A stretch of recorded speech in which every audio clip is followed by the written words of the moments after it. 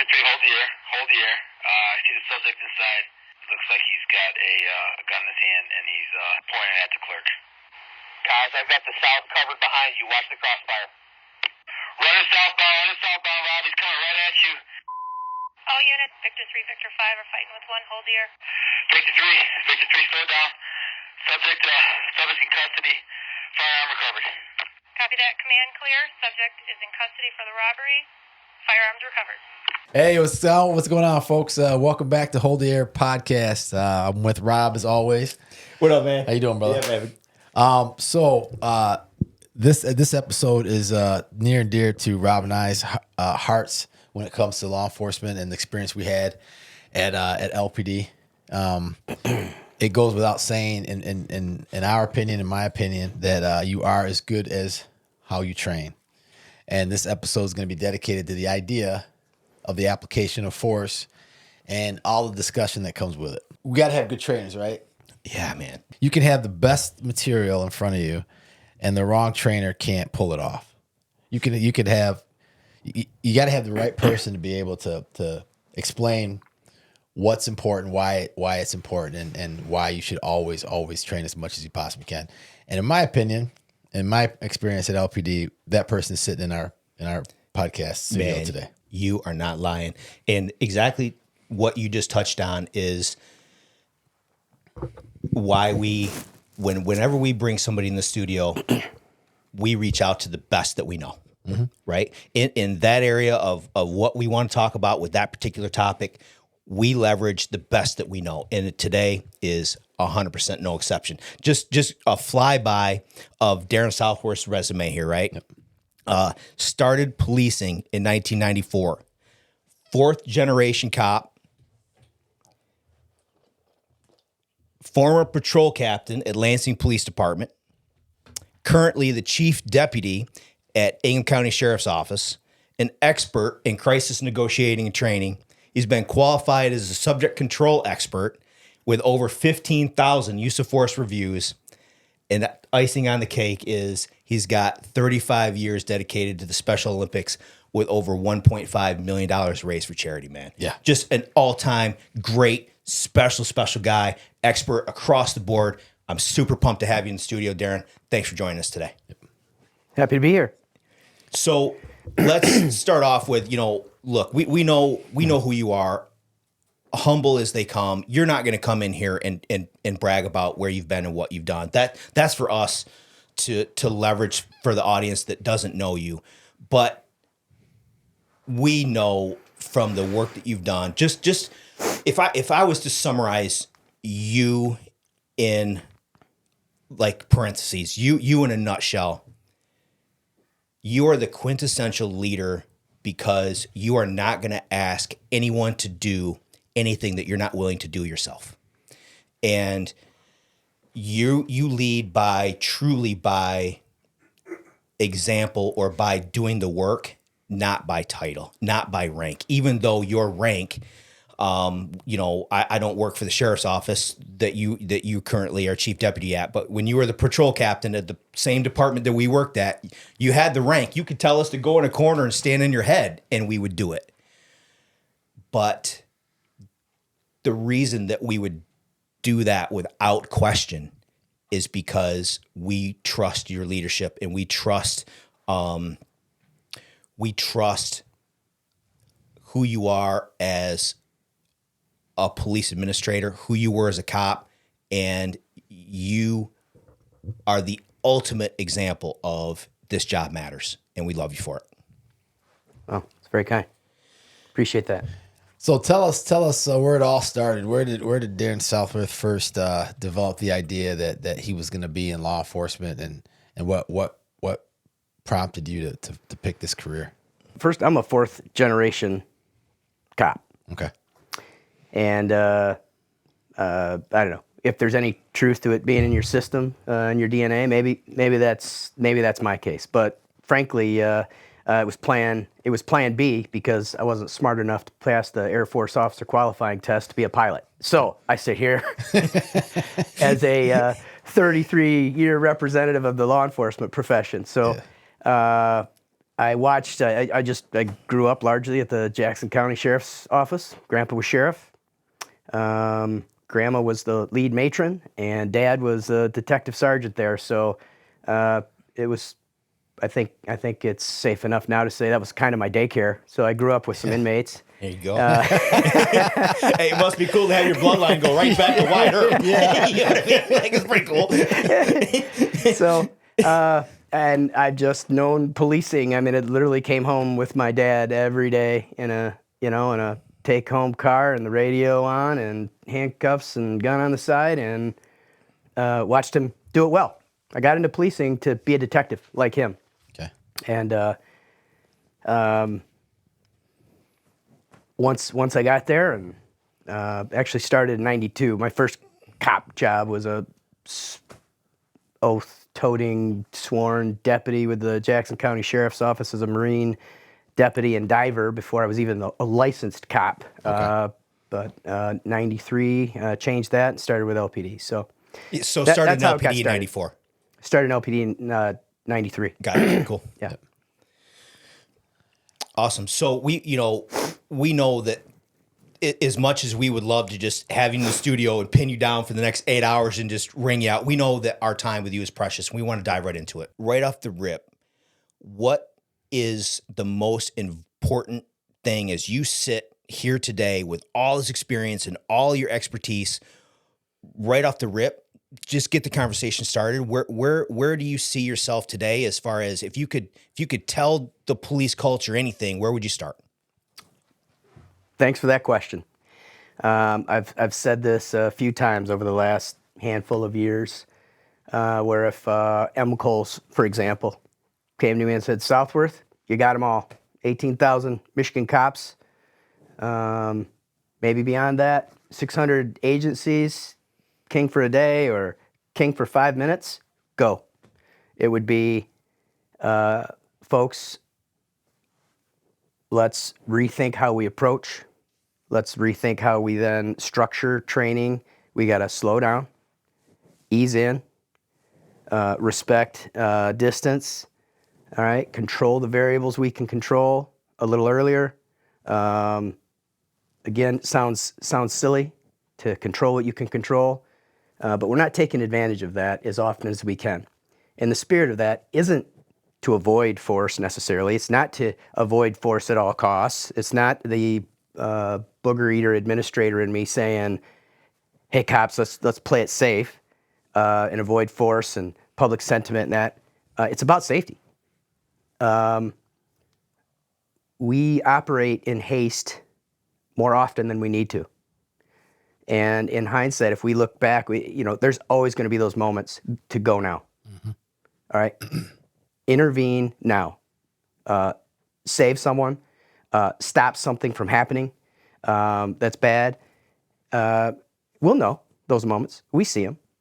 But otherwise, and I'm not talking as a sweeping broad brush every call, but more often, start the process sooner of slowing your ass down, thinking it through, amassing and considering resources before you get there or as soon as you start to see some things, and play it from far to near. That's what I'd say about that.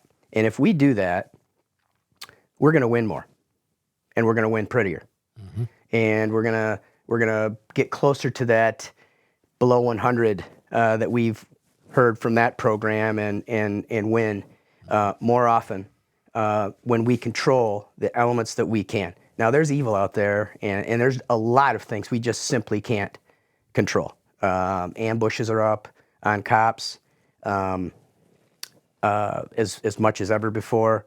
And this isn't a mantra of, hey, stay away from police work. We want you to do police work.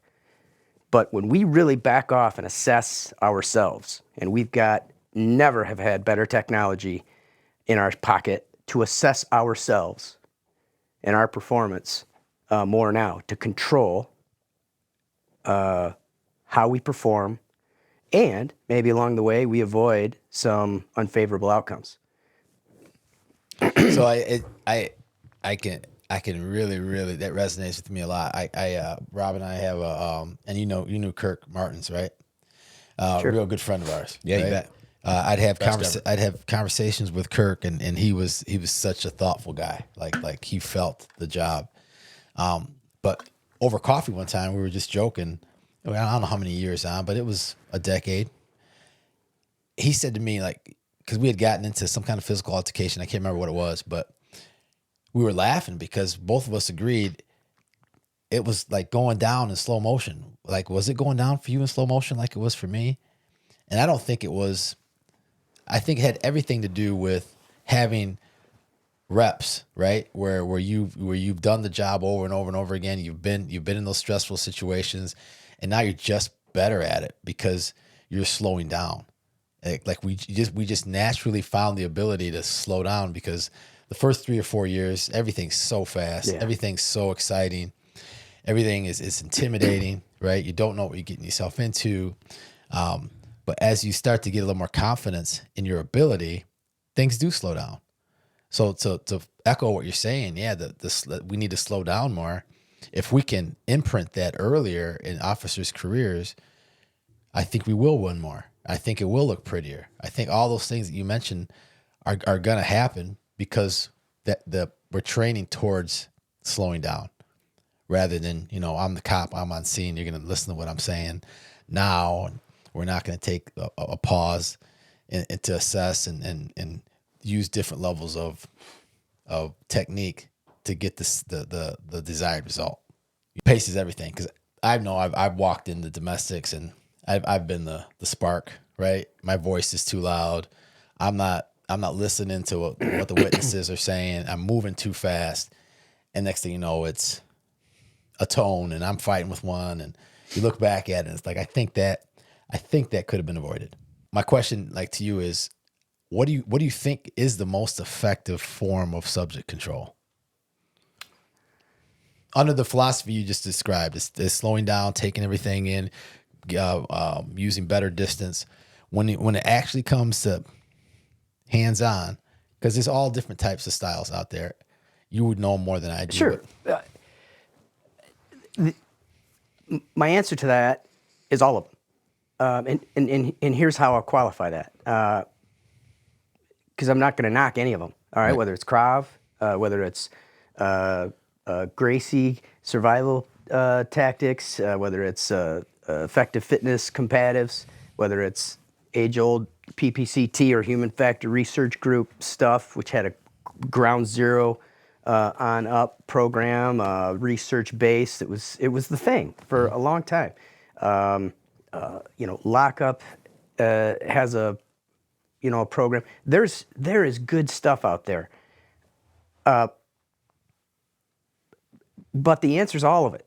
Okay, we our profession has more resources, tools, equipment available to us now more than ever. Technology's in our pocket, and if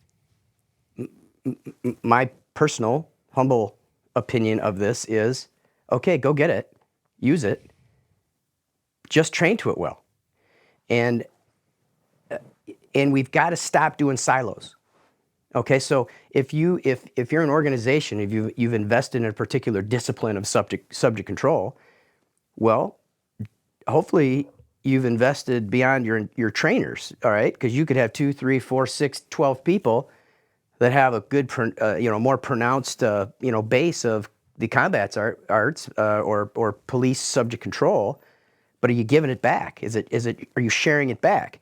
And I'm sure their answer would be, well, yeah. I know the answer is not always, all right? It's because time, resources make that stuff difficult. Well, that's the cost of doing business, folks.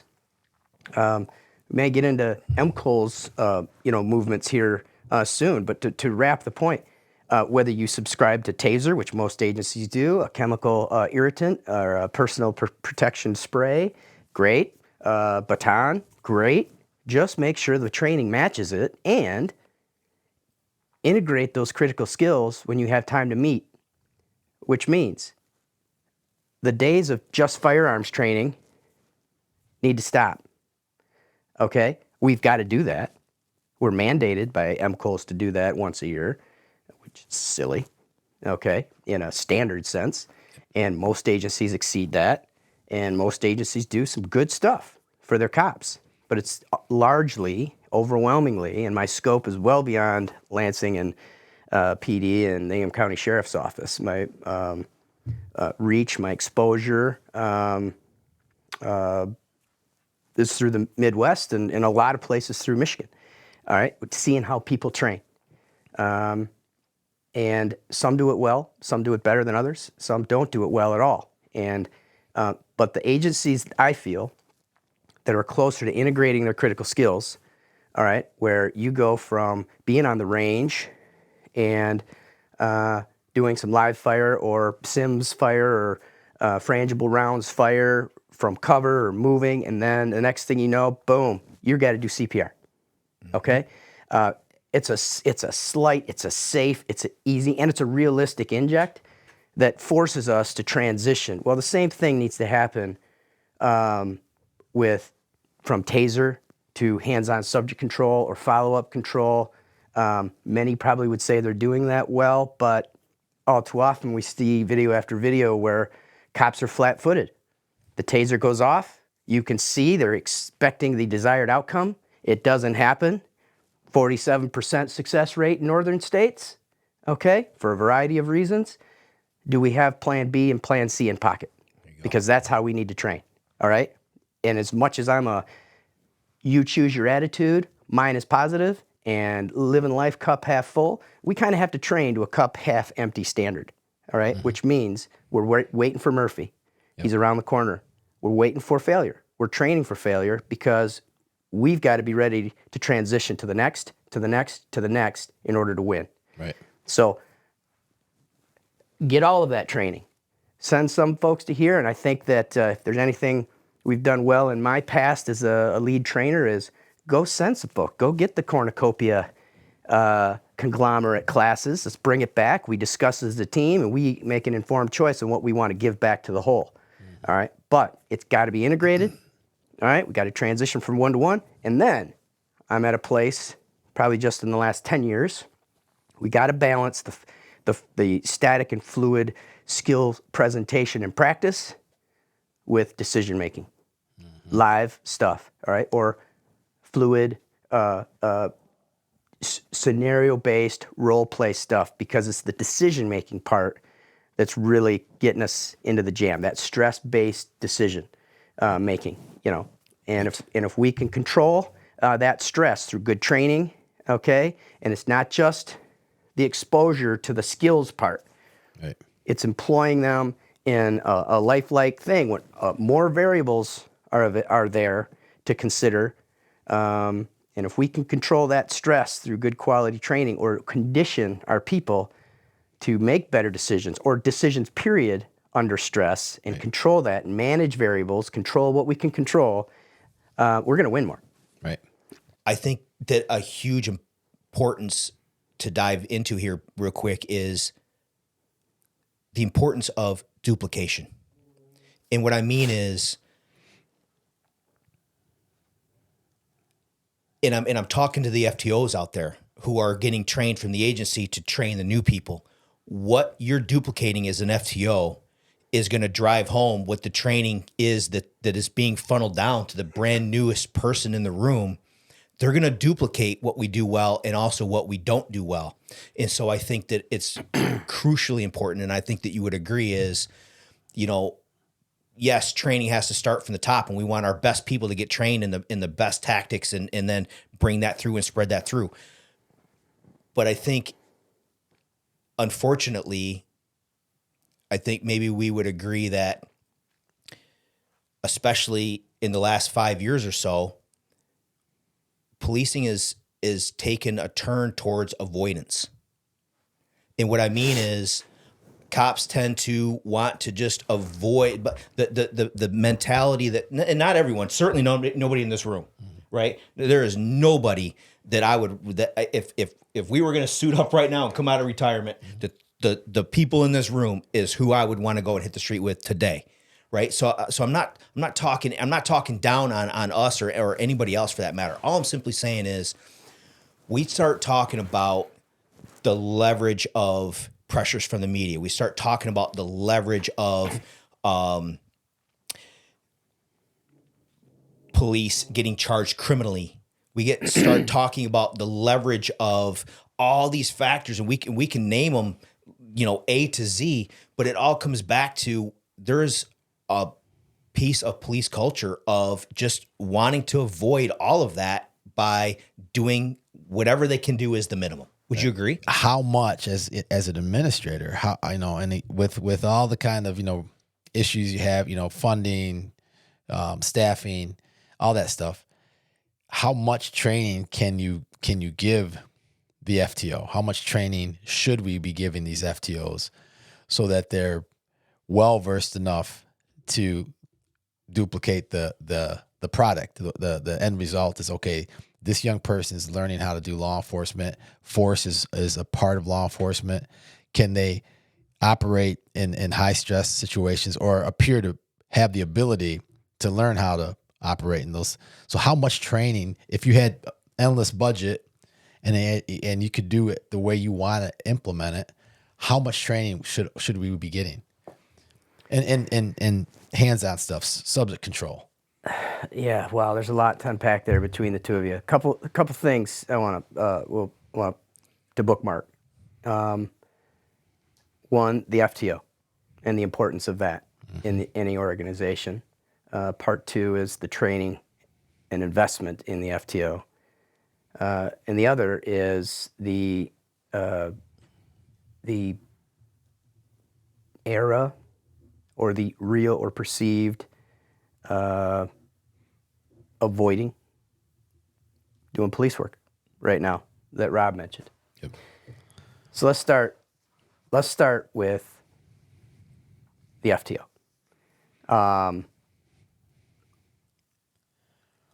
Any organization, 5-person department, 500-person department, probably the most important position you can have is the FTO. Of course, you got to have line staff, or there wouldn't be a need for an FTO, right? If you don't have line staff, you don't have a need for first line supervision, which is probably the second most important or third most important job in any department. All right, even skip the chief, Right. skip the sheriff. Right. So there's a lot of confluence there with that discussion that you've brought up, at least in my mind. So try to succinctly say the FTO. First of all, I believe organizations have to get away from the most senior person doing it, or the next person that just raises their hand and says, I'll do it. They've got to be vetted. Okay? I recommend you have as much or as close to a process that you would for a first line supervision selection as you would your FTOs. Yep. It is quintessential that you get the right people for the job. Okay? Not just the meat eaters like you. Mm-hmm. Okay? Not just the ones that are safe and they're less of a liability to us. Mm-hmm. That's who we want, mentoring folks to keep us out of trouble. That's not the right way. You want good balance. You want people of strong character. You want people that are motivated. They have a good attitude. They do good quality work. All right? And frankly, folks that are going to be good ambassadors for your agency because they're recruiters and they have an absolute role in your retention. Now, to the training aspect of that, we have to get away from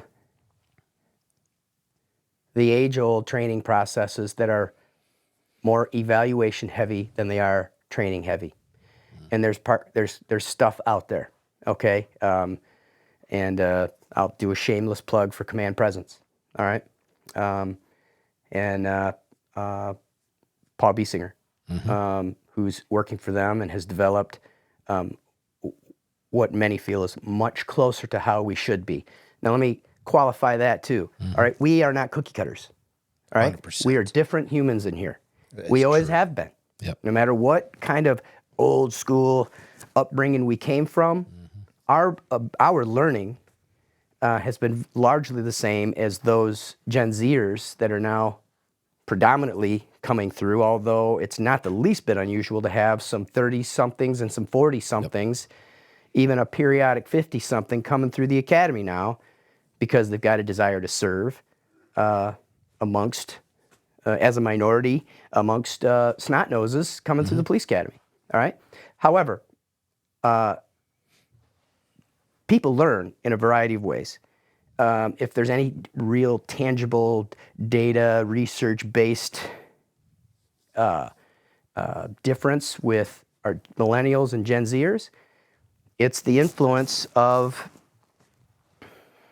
tech. Yeah, man. All right, we're tethered to these. It's just the way we learn. It's where we get information. All of us, maybe especially so, a heavier reliance from the younger generations on that, and that's just the reality. Okay, so what does that do to us? All right, I've went through a FLETC leadership class back in 22, and it was good. It's like a mini FBI NA type thing, and had opportunity to do a research there, and 2 studies done 4 years apart. First one was millennials only. Second one, 4 years later, was millennials and Zs, and it had to do with the attention span.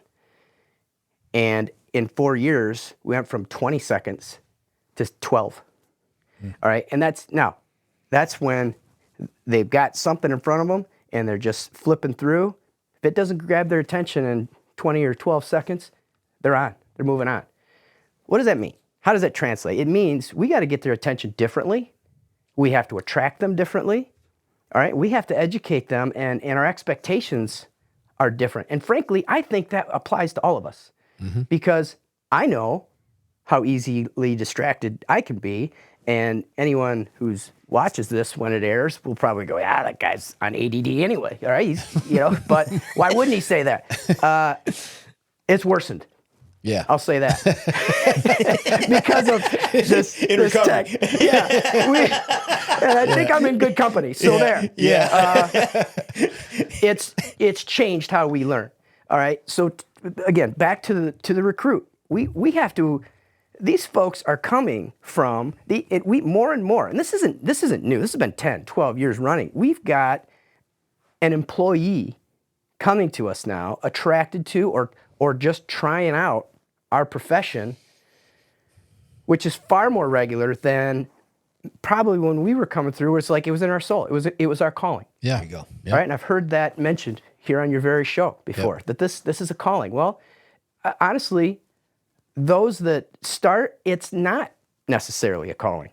All right, it's something they're trying out because other things didn't work out, or other things they just don't know what they want to do. Well, that's our reality now.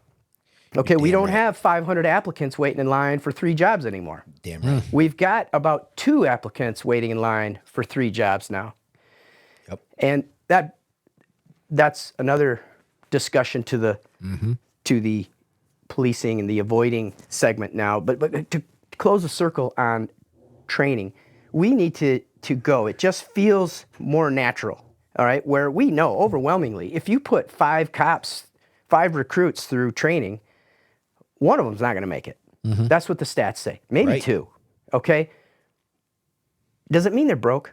Does it mean they're cut out for them? And we could probably have those opinions, but we are making lifelong decisions for and about these people that have bumps in the road and snags in a 10, 12, 16, 17 week period.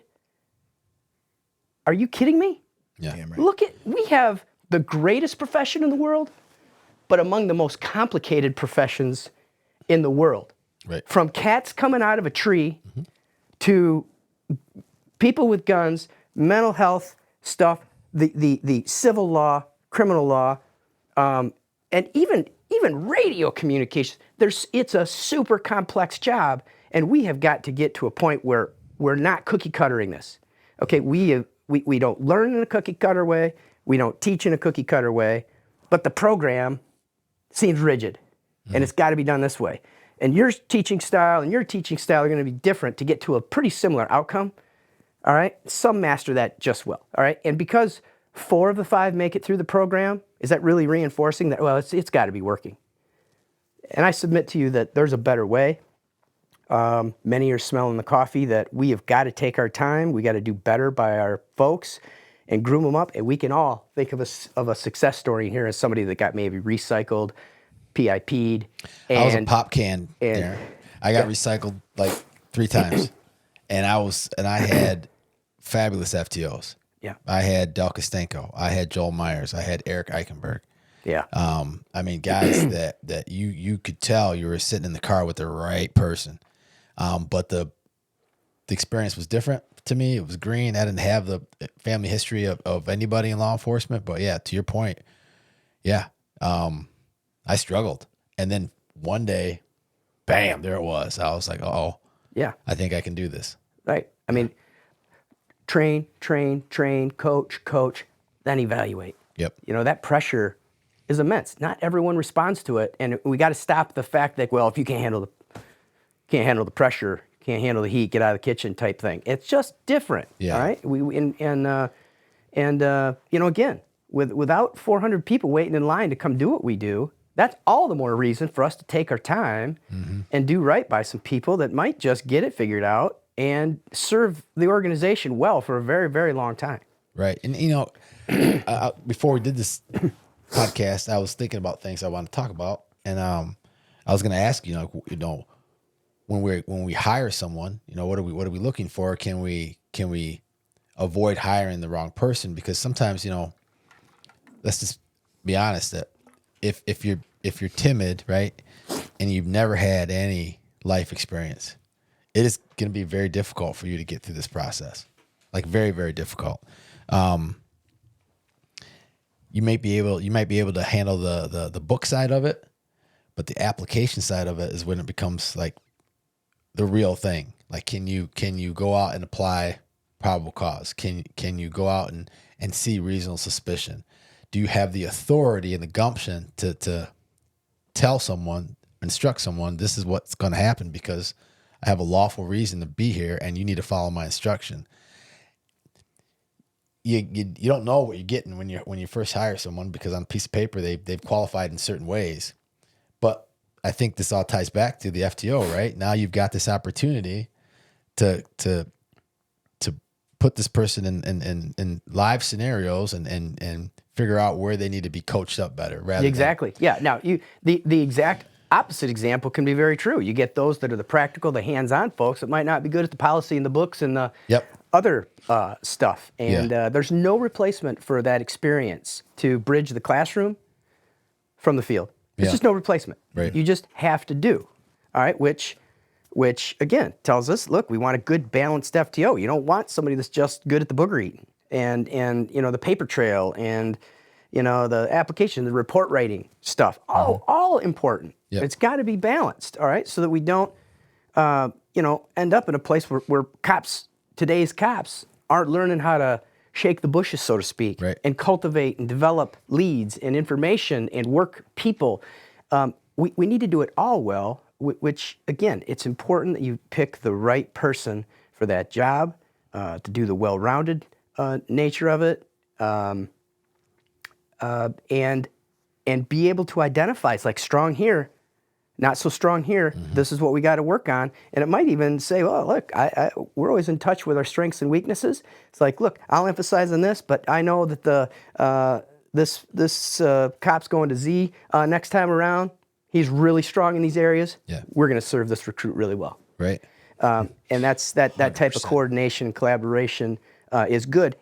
And it's with a mindset of success. Let's get them through. Not a free pass. No participation trophies. Don't take that message away from this administrator guy who's been in management longer than I was an actual real cop. That's not the message. But do our policies and do our program structures really support that? And it's just got to be evaluated very, very heartily. Being an FTO, it can be a tremendous amount of fun, man. And I don't think there's anything as a trainer, man, it is so rewarding when you get a recruit right? They work hard. They, look, as a recruit, your weaknesses are exposed. You touched on it, right? Like there's things that you're going to have to work on. That's the process, right? Be a good worker, work on those areas and plow through it. At the same time, man, when they get it in the couple years down the road and they're out here doing this job and they're getting success and they're getting after it in some kind of small way, they put the work in, but some kind of small way you help guide that, man, that's a good feeling. Yeah. It is such a good feeling. But to double down on what you just said, my man, is on conversely of when somebody's doing it right and somebody's doing it well, and as rewarding of a feeling as that is, when somebody's struggling as a trainer, man, it is the exact opposite of what I'm describing. It's the worst. It's almost the worst feeling because you want it for them, right? You want their success. But when I heard you talking, man, this is what I would say to myself when I knew that a recruit was struggling and everything. I had to remind myself, I, as the trainer, am not going to be the reason. I refuse to be the reason that this person quits. If they quit, it's not because of me. I gave everything that I had into their improvement and their success. If they didn't make it for whatever reason, they are never going to go away from this agency and say, Rob Forbes did XYZ 1, 2, 3, and I quit because of that. That would never, ever happen with me trying to coach them up, ever. I think that's the prevailing attitude that any quality FTO program should have. That's the philosophy. Not so-and-so struggling, doesn't look cut out for this. Let's put them with so-and-so, the axe man. Yeah. Right. That has to stop. Right, Okay. right. Nobody talks out loud about that, but Yeah. it exists, and it has to stop. And frankly, we can think in our hearts and our subconscious or even under our breaths, like, this person just isn't cut out for this. We can find it, all right? But it doesn't. We don't get to make those decisions, all right? Right. I'll say most folks don't get Right. to make those decisions on who stays and who goes. You put your best effort forward to make them successful, and by golly, it may be complicated, but it's also going to be very rewarding for those very reasons. Don't be the reason, all right, that somebody didn't learn something and grow and develop while they were with you. And I'll say, I think I had that perspective for the small time that I was an FTO. Certainly as a sergeant for a long, long time, being really immersed in FTO. I want everyone to embrace that kind of a mindset, Rob, of success. Of the presumption is, let's get them through this successfully. And if we need to take a pause and train up a little bit more in this area or this area, by golly, what's the cost? Look at Right. how much it costs to onboard, which I'm very intimate with now as Yeah. a booger eater. Yeah. Is the cost of onboarding someone. So why do we want to be quick to dismiss them? All right, again, especially in light of the lack of attraction that we're still suffering from. Right. And as and we've all had those recruits where it's like, man, it just doesn't feel like they're getting it. They're slow to the punch, but I want to do well for them. Everyone has to have that. Now, as a father of, as I say here, if there's anything Tracy and I did well, it's bring 2 sons into this world. Yeah. And we're proud as hell of them. Chop graduates in May from law school. Caden just became a journeyman electrician, but you know what? He wants to be a cop. He'll likely be in a police academy in August. And now that's close to home, okay? Despite having some real intimate relationships with some new people, knew them before they got into police work and having to invest with them, your flesh and blood is coming into this profession. Oh, maybe a reason I'm kind of clinging on all this time. I want them to be trained by the best. All right, I want Caden to have the best training in the police academy. I want him to have the best training when he gets to the street by people that give a shit. Okay? They give a shit about their job. They're well-rounded and good at it. They didn't just raise their hand to say, I'll do it. All right? Somebody's going to give their heart and their investment. Well, you know what? Shouldn't take that family relationship to have that degree of emphasis in into the training. And again, I think probably a lot of FTOs do embrace and have that kind of mindset. But in a philosophical sense, that starts at the top. Yep. All right? It's a cultural-based thing because there's nothing more important. They don't come out and contribute with us side by side until they graduate FTO, right? Right. So there's nothing more important. And the tone needs to be set by the leadership at the very top of the organization on how the FTO program is going to run, what particular FTO model that you might embrace. And I'd encourage any leader that would listen to say, hey, keep your script, but you got a lot of flexibility as an organization to decide how heavy on the training side you're going to be, all right, which should definitely outbalance the evaluation side. It's an FTO, Field Training Officer program, not a field evaluation program. Yeah, when I was FTOing, if I had someone in the early phases, my goal was to try to read whether or not he or she gave a shit. Because the people that I respect the most in my profession, right, that I loved and I would do over again, were the people that gave a shit. And that never went away. Like, they gave a shit in the beginning, they gave a shit in the middle, and they gave a shit at the end. And it was very easy to look at them and communicate with them throughout my career because I felt the same way. So when you got an FTO in phase one, or you got a recruit, in phase one, I'm looking for, can you talk to people? Can you communicate without being an asshole, without overexpressing your authority? Because at the end, I tell my recruits this all the time. You have the authority, but you have the responsibility to be professional, right? So authority can sometimes be misconstrued as edgy tone and cockiness. Authority allows you to do what we need to do to keep public safety. Professionalism is what gets the job done. And when you have somebody young, that's what I was looking for, right? You FTO'd way more than I did, but I wanted to know, can they communicate? Do they give a shit about the service aspect of this job? And then when they got in the middle, start to introduce them to this. Okay, we need to start moving towards applying reasonable suspicion and probable cause, all right? Because right now you're navigating through handling calls, and these calls are coming to you with no effort, right?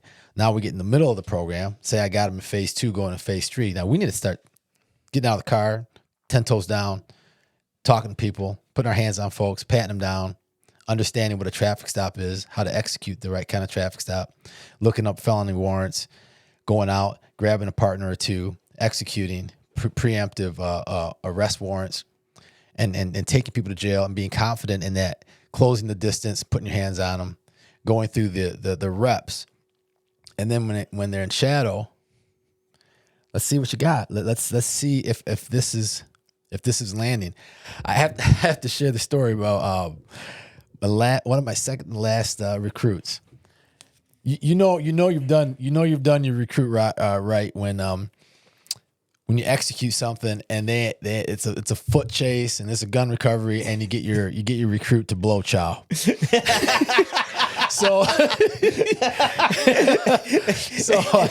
say that, dude. I had a kid and I love this kid to death. His name's Nolan Meekoff, and for all intents and purposes, and Nolan wouldn't mind me saying this, he was timid in the beginning, very timid, and we had to talk about closing the distance and using whatever you needed to get the result, and don't let people linger. No hands in the pockets, none of that stuff. So we're further along in the process, and now the binoculars come out. You don't show up recruit binoculars in phase 1. You don't not show up too soon. They're gonna see the world in a different way. It's no, we're not there yet. Yeah. So we park at this particular party store, and we're glassing, and here comes the situation. And long story short, it was the observation of someone we believed to be armed, all the indicators. And then there was a pause behind the business that made us think, okay, wait a minute, are they about to rob this place? So once we established, the right reason for contact, And I was, basically instructing him, this is what we're operating off of. No hesitation. We're getting up there. We're going to talk to these guys when they come out of the store. We pull up, and they're coming out of the store. They hit the brakes when they see us, confirms everything they were suspicious about. They go back into the store. I look at him. I said, dude, he's either shoving the pistol under the chips or he's tucking it in real tight because he's going to go rabbit on you. When he comes out of those doors, feel contact. He said, he looked at me. He's like, what do I say? I'm like, you'll figure it out. So we pull up. I roll the window down. I have to grab the attention. You have to get their feet to stop. But what's up? What's happening, fellas? He looks, and I said, Nolan, get out, talk to him. Hey, I got to talk to him. Boom. Foot chase is on. Well, this kid's fast. Nolan's fast. Nolan's fast. And it's around the business, and it's icy out. And we hit the sidewalk, and he is way faster than I was at that time in my career. Nolan's gone, going out, but he slips like 3 or 4 times on the ice and still tracks this dude down. While he's chasing him, shit's flying all off his tack vest. A magazine falls out. I'm trailing. I'm on the radio saying, oh, yeah, the suspect just dropped the magazine because I thought it was the suspects, but it's Nolan. The shit flying all over. Oh, so he planted it. Yeah, right.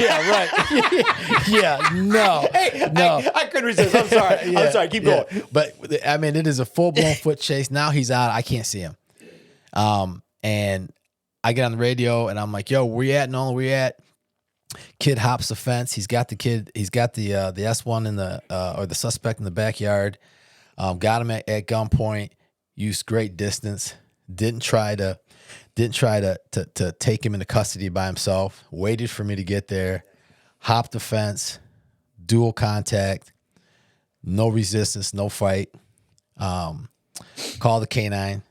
K9 comes, finds the pistol that he tossed behind the party store. Nolan comes up. He's giving me this look like, was that the right? I'm like, bro. And he's blowing chow. And I'm like, yes, that's my man. I'm patting him on the back. And he's like, I'm sorry. I'm like, let it out, bro. Just let it out. And then he gets back to the car. And there's a little bit of silence before, as we're going to the jail to write the police report. Because he's like, I just threw up in front of my FTO. Yeah. But I'm like, no, what you did, bro, is you sold out. Yeah. You sold out. You're confident in what we were doing. You sold out. You remembered. He's telling me I cut the corners, cause I wasn't just blindly blasting around corners and stuff like that. I mean, when I got to Nolan, his radio was out. It was dangling in the snow, but his position was perfect. His distance was perfect. He understood that him out of breath and engaging this guy was the wrong thing to do. He was just going to sit there and wait. And it was fantastic to see that, timid to confidence. And to your point, I think if we slow down in that area as administrators and the expectation we have of people that we hire, we might not have to lose as many. We can coach more up. I tell you, that's funny that was a notable moment for you. As Z would relate, some of my proudest moments as a wrestling coach is wrestlers mid-match need to hit the trash can. Back in they go. Back in they go. That's a test. So if no one went back in the game, you win, he wins. Yeah. And it was funny too because he did try to say, that sandwich I ate might have been, spoiled or something. I'm like, no, dude. Nice try, bro. Nice try, bro. That wasn't the ham at 68 degrees Fahrenheit. No, bro. Yeah. So, awesome. Yeah. But it's great when they get a win, though, right? Yeah. And that was undoubtedly the catapult to his growth. Yeah. Right? Development. It's development. His growth and doing... Especially when you're lifting them up like that, you know what I mean? Like that. You want to see them get the next gear of their success. It's super rewarding. Yeah. So, on the tail end of this, I have to ask this question to both of you. What do you think's easier to train out of someone or coach out of someone? Oh man, timidness, being timid, or ego? Oh. I don't know. Yeah. I don't know the answer, but both have to be fixed. Yeah. I mean, that's just that. And again, back to a well-rounded, person. Is it I think you can find the inner tiger in somebody maybe a little better, but I've seen some people really receptive to, checking, their attitude or their ego. And some of it often presents as ego, but it's nerves. Yeah. It's anxiety. It's the uncertain and a desire to be confident when you're not. Right. I think that's often misconstrued. Either way, that's got to be fixed too, because that can be dangerous. That can lead to complacence or false positive courage, and they've all got to be fixed. And it takes a good detective FTO to see it. Yeah. But contend it. You got to get after it. You can't just let it be and that's how they are. Yeah. Yes. Yeah, No. for sure. That interpersonal stuff and the nitty gritty of no one here. Sorry if I sound a little administrator-like, but that grasp of emotional intelligence and getting through, knowing, all right, because all the management books and all the management training now, it's like we have to adjust to them, all right? And anyone that comes in looking for a little prep on ascending the company ladder, emotional intelligence is one of the first things I talk to them about. And you got to get a grasp on it, because the minute you want more, even as an FTO, it's less about you and almost all about them. Because your job is to build them to be your best partner and succeed for this organization and the mission, which even comes before the people. No mission, no clear direction, people don't matter, all right? But it takes great people to grow and develop good people. And that very thing right there, you don't just check that and let it go, all right? This is a, interpersonal. Now, some may not be receptive to that awareness and that perception of how they may come across or what you need to do and how you need to show your teeth a little bit more or something like that, if it's the timid versus the ego. That's why the well-roundedness exists. We don't get to choose. Yeah. Okay? We don't know what has influenced those folks in their past, in their upbringing, in their training, all right? To come, just because they were in the military or they were a college athlete or they came from a Grass Lake, Michigan, all right? It doesn't matter, all right? We have a set of objectives to accomplish, and we're all different, and who knows what's influencing that, all right? The real gifted interpersonal FTO, sergeant with, that grasp of emotional intelligence, all right? Look it up. There's, it's from empathy to motivation, self-awareness, self-regulation, social skills. You got to have that, because we got to bring the best out of them. And in order to do that, we have to know them. We have to see what makes them tick and what makes them work to get the best out of them. Right. This is very much amplifying everything that you just said. When we had Norm and Mac in here, Norm Namey is the best that I saw. Well, you John Cosme as well, and Darin as well. But man, everywhere Norm Namey went, he just read the room perfectly. And there's a leadership expert. His name's Orrin Woodward, and I mentioned this in Norm and Mac's episode. And Orrin Woodward talks about if someone is on a pendulum, and on one end of the pendulum you have wimp, which is what you're talking about, someone being more timid, right? And on the other side of the pendulum, Orrin Woodward described as jerk, or in your words, someone that's egocentric, right? And Norm Namey, what Orrin Woodward was talking about, what he was describing, it had nothing to do with police work or anything like that, but what he was describing fit Norm Namey perfectly. He said right in the middle of that pendulum is what he described as the word posture. Right? You know what you know. You're not going to push Norm Namey around. I promise you that. Yeah. But man, does he make you feel like you just got professional service from someone that's got their arm blown off, or a kid that's lost his mom, and everything in between, right? And I think as FTOs, to really come back to you, D, on what you're talking about, and Kaz, to answer your question, is I think as an FTO, we recognize that pretty quick. Right? In other words, if you are my recruit and I am the trainer, I recognize very, very quickly where you are in this pendulum of, are you naturally more hardwired to being more timid, or are you naturally more hardwired to being egocentric or more of a jerk? And I think that getting them to understand that we never want to work in extremes either way, but sometimes you got to dial that pendulum situationally depending on where you're at, because you're not, and we're going to get into the videos that you have keyed up, because we are not going to please someone. And when I say please, I mean the word please. Please turn around. Yeah. Please comply with my handcuffing. Please, you're under arrest. We're not going to please someone into police custody who is non-negotiable, right? We want them all. We want to de-escalate everybody into verbal compliance. But the fact of the matter is that is not reality that we live in as the police.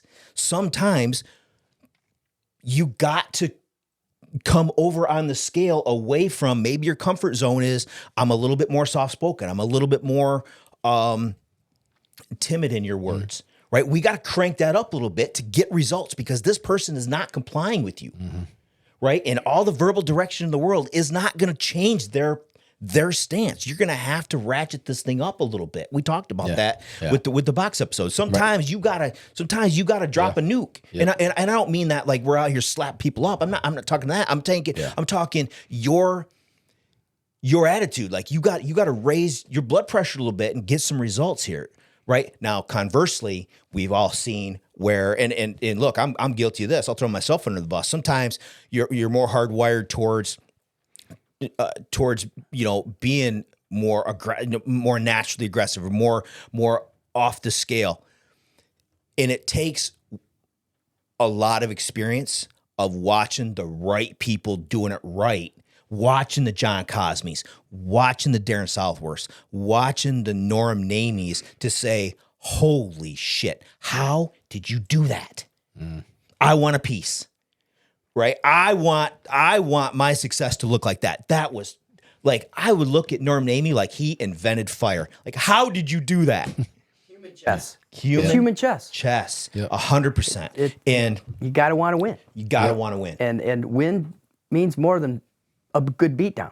Right. I mean, winning is it's figuring out humans, studying humans, and again to the FTO recruit relationship, supervisor subordinate relationship. You gotta truly, genuinely want to know the people. All right. You've got to keep the mission in mind. Yep. What are we going for? What brings us here together every day? What's your particular purpose? And we got to find ways to get the very most out of all of them. It's what the extra hour a DOR is for. Yeah. It's what the extra 82 cents an hour is for sergeants. All right. Yeah. People. We're in the people business. Be good at people. Be good at people. Oh my God, Darin. That's it. How many times have we taken someone to jail after a knockdown, drag out, a long foot pursuit, car pursuit, or whatever, and you're laughing with them? You know what I mean? Like you know this wasn't personal, right? Yeah. And then 2 weeks later you see him and you're like, how you living? And they're like, yeah, officer such and such. Yeah, man, I'm good, man. I appreciate you asking, blah, blah, blah. If you take everything in this profession, if you take too much of this stuff in this profession personally, it's going to eat you from the inside. And then now you're not going to be able to care about people. You're going to become, a cynic and mean. No doubt. And you know what I mean? So it's like, you just got to care. Nothing's personal. Hit the reset button every time you come into work, because it's a different person. Might be similar circumstances, different person. And we all know how important it is not to set up the next contact to be a bad one for one of our brothers and sisters in blue. Yeah, absolutely. Go out there and treat somebody like trash. Like you as a negotiator, criminal investigator, investigators in the room, personalizing something for effective problem solving, rapport building, isn't the same as taking shit personal. Right. They're different. And I'd almost say there's almost nothing you should be taking personal here in this line of work, because the fights, the pushback, the name calling, the unfavorable broad sentiment, it ain't about us. Right. It's about what we represent, the uniform, the badge, they don't know me. Right. And that should be part of the FTO process too, early. Really. So let's get into like some of the stuff that your brand is currently, the distance. We talked a little bit about this before, and we've got some videos that we want to reference about the importance of this distance theory or philosophy that you teach. Sure. Well, I've been teaching to or speaking to any chance I get to a silly thing. It's might look like a formula, but it's not a formula. It's D equals T equals P. Distance equals time. Time equals precision. All right. Precision in our line of work isn't measurable. We know that. It's gray. But the public expectation of us oftentimes is perfect. They want precision, and it can't be defined. And rarely. You want precision in a crash investigation where the booger-eating accident investigators come out with their tools and their science and their math and formulas. All right, you'll probably find perfect. Yeah. The rest of what we do is very gray. But the P also means performance. Good performance through problem solving, preparedness. Okay? D equals T equals P. Now, I'll say this, as much as I incorporate that into my teaching and any platform I can, just as a little moniker, a little visual for people to maybe tuck it in, hopefully, look at, approach things a little differently for their success. I know it's not the be-all, end-all. There's a lot to our realm. There's a lot to our arena of performance that we can't always control, that space, that distance. But simply the age-old training concept of maintaining that 6-foot reactionary gap has to stop. Okay? At least, trainers out there, please don't make it less than 10 feet if your environment will afford it.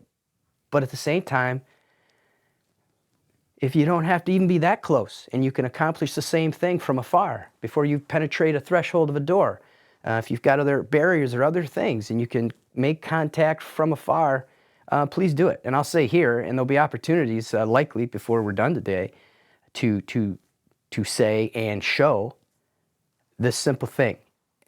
In the circumstance that you are, or past things you reflect on certain circumstances that you've been in, ask yourself, what did I need to accomplish 2, 3, 4 steps away that I couldn't establish 20, 30 steps away? And oftentimes the answer is probably nothing. And for years, before I went to that mindset and that deliberate focus of instruction, which isn't novel, okay? I'll say that. But it's just, I think, important to me as a variable that can make a big difference in a lot of circumstances if we adhere to it and really appreciate it and change how we approach, how we get to the problem that needs resolution. If we just change that, we look at that differently, all right? The other is, the person has to take 2 to tango, right? There's no de-escalation, there's no resolution if there's not 2 people willing to participate, all right? But that distance factor has to change. At least go to 10 feet because we don't win well inside of 10 feet, all right? We don't win pretty inside of 10 feet. Our reaction time dwindles. Our ability to get to a tool, if it's even a sensible choice to make, is less. If someone wants to reach out and touch us at that distance, we're completely reactive. And we know the difference between actions and reactions and which one's slower. And we know the science of decision making. It takes about 31/100ths of a second to make a decision based on a stimulus presented us. All right, well, we can liken that to a subject's movement, okay? They're gonna move first if we're reactive, okay? Now, that same movement may not have the same consequence if I'm out of arm's reach, okay?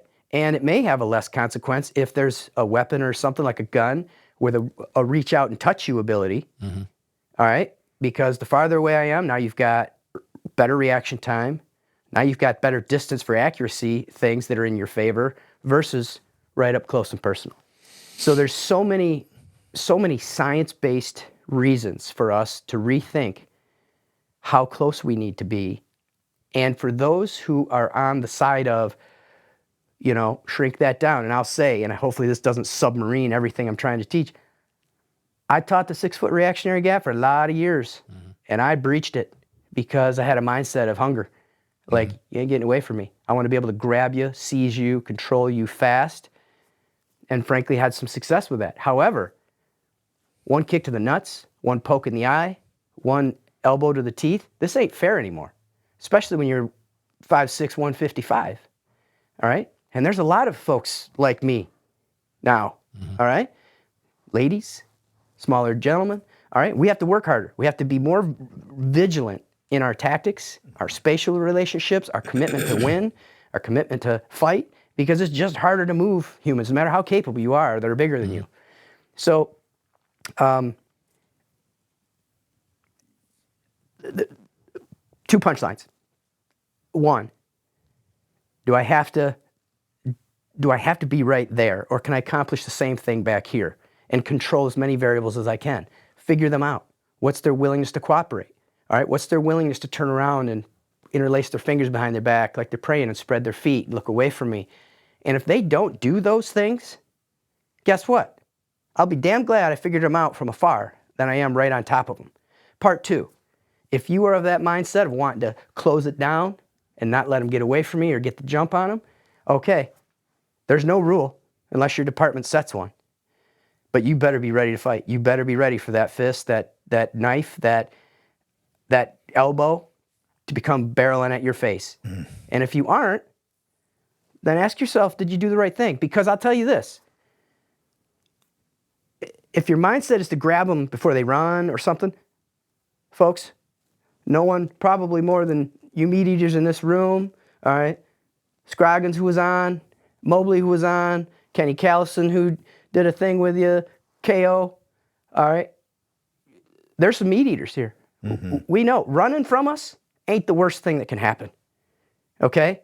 So being close enough to grab them real quick, well, there's a lot going on there. That's a dynamic situation. You got to be ready to catch them and scrap with them right then and there. And I submit to you and us, that is not the best reason to shrink your gap up, okay? We will win better. We will make better decisions when we are further back because it inherently reduces stress, okay? When we're stressed, okay, and that stress can be by proximity, that stress can be by how close we are in light of some not so nice words coming out of their mouth or some furtive movements or some other anxious things. We're great at reading threatening body cues as a profession. I think we'd all agree.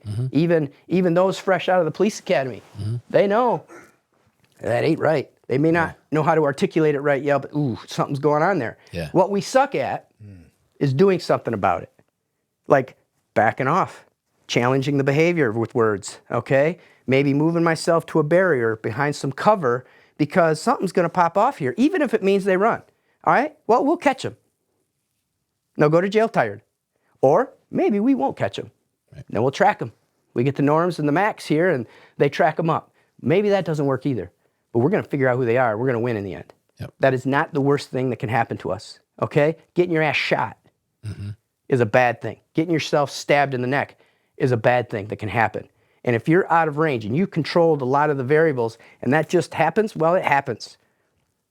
But in hindsight, if you are willing and you have the courage to look in on your body-worn cameras, look in on your fleet video, and really truly assess, how did I do here?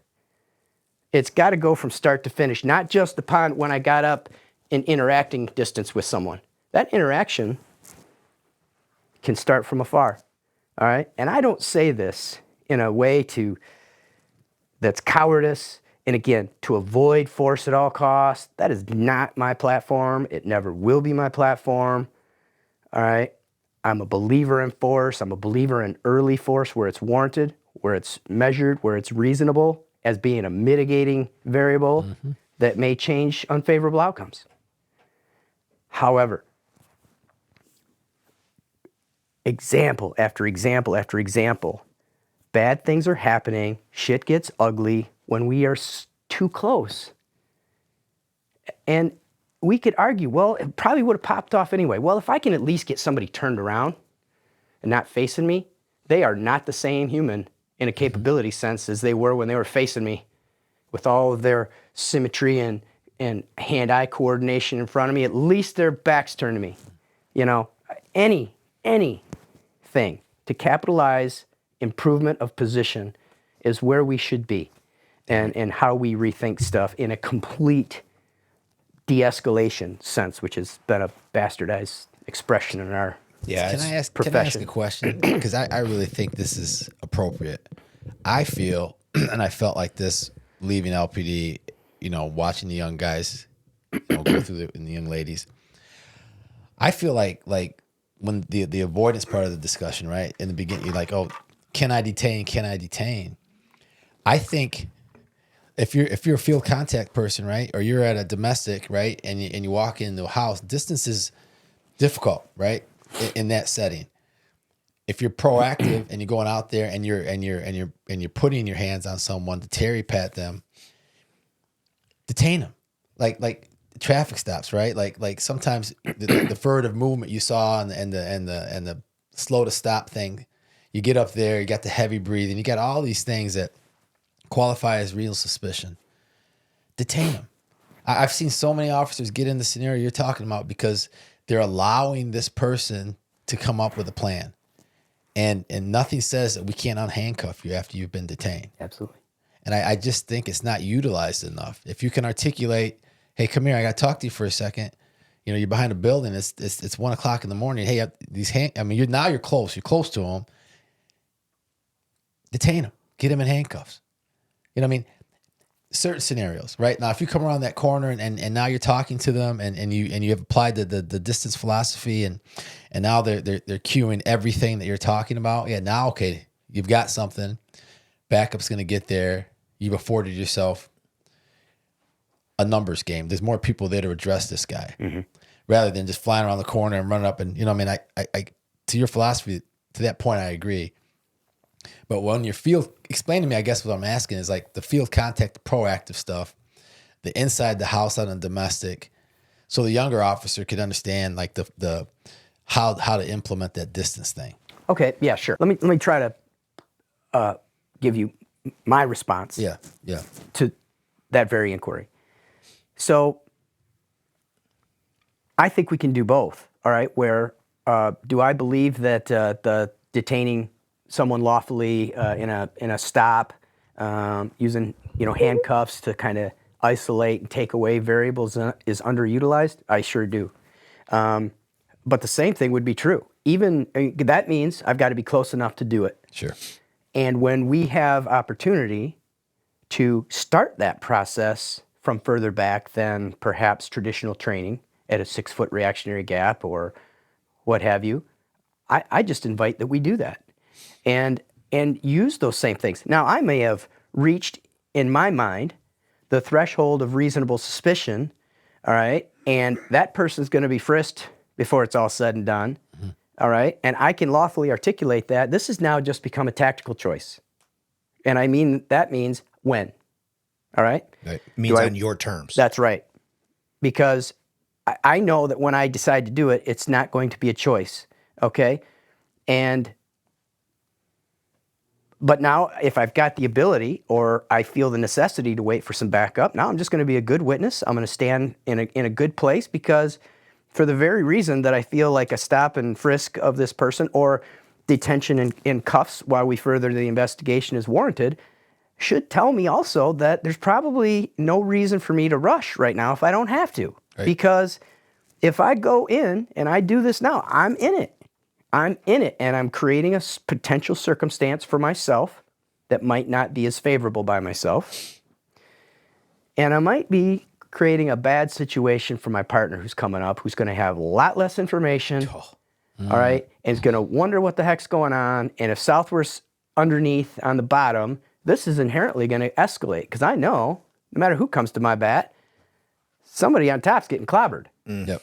All right. Now, I would hope they'd presume that I didn't create some jeopardy that's going to get them into some trouble, that this is still a bad actor doing bad things. Yeah. But if I had the ability to control the flow and the speed with which that intercept or intervention happened, I'm just saying maybe we consider that. Yeah. Okay? Yeah. Not always. Not Right. you must. Right. Yep. But what's best? Yeah. Because, waiting a little while, standing on the corner of my cop car where they got to come through that edge, over it, around it, it's buying me time if shit goes south in those moments. At the same time, I may start asking them questions about it and developing more information. This thing might get even better, and I'll be damn glad that I did wait a little longer, okay? Or it might get much better. And it's like, okay, this isn't what I might have thought it would be. Sir, I just got some formalities to go through here in a minute, but I'm going to frisk you. At the same time, that distance, that spatial thing allows, particularly in the new cop sense, allows that bridge from the classroom law to the field application. Because under the stress of that moment, that the thing that created the field contact necessity, all right, brings stress. Now the interpersonal reaction, all right, or the pushback of, hey, I'm not your guy, I'm not all that, that creates contemplation for the new cop, all right? Or the flat out smack talk and pushback and you're stopping me because, all right, or you can't do this, that creates contemplation, pause. And you know what? The new cops just got to figure it out. Right.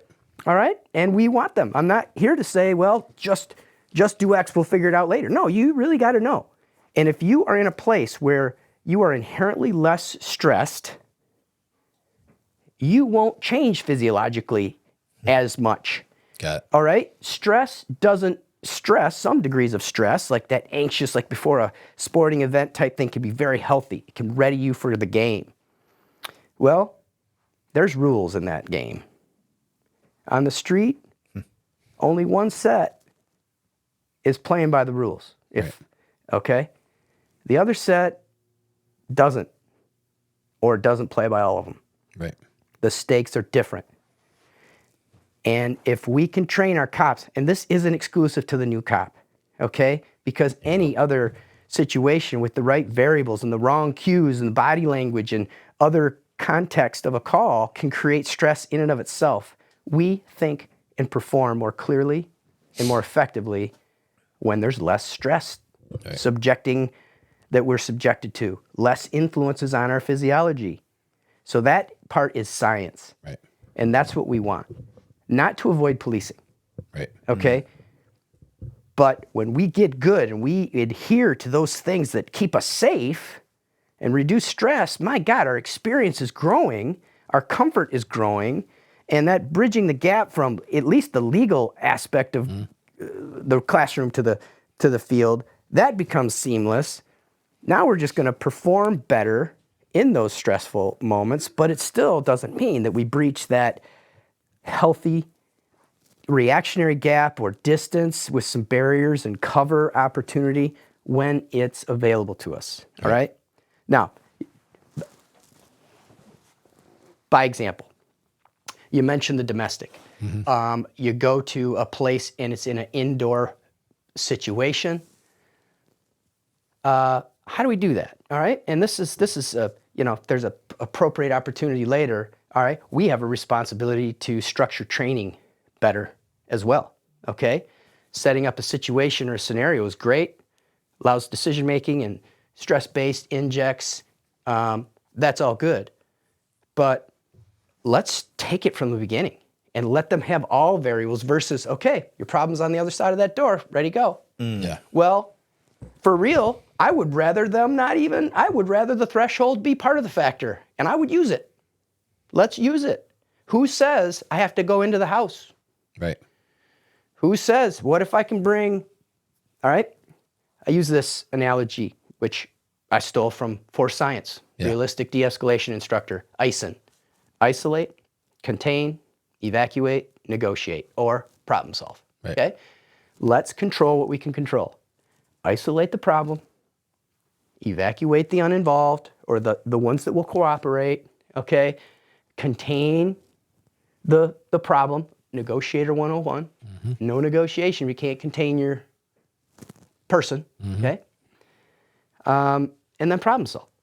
What does that do? That inherently says we're reducing variables, which reduces stress, less for us to think about, okay?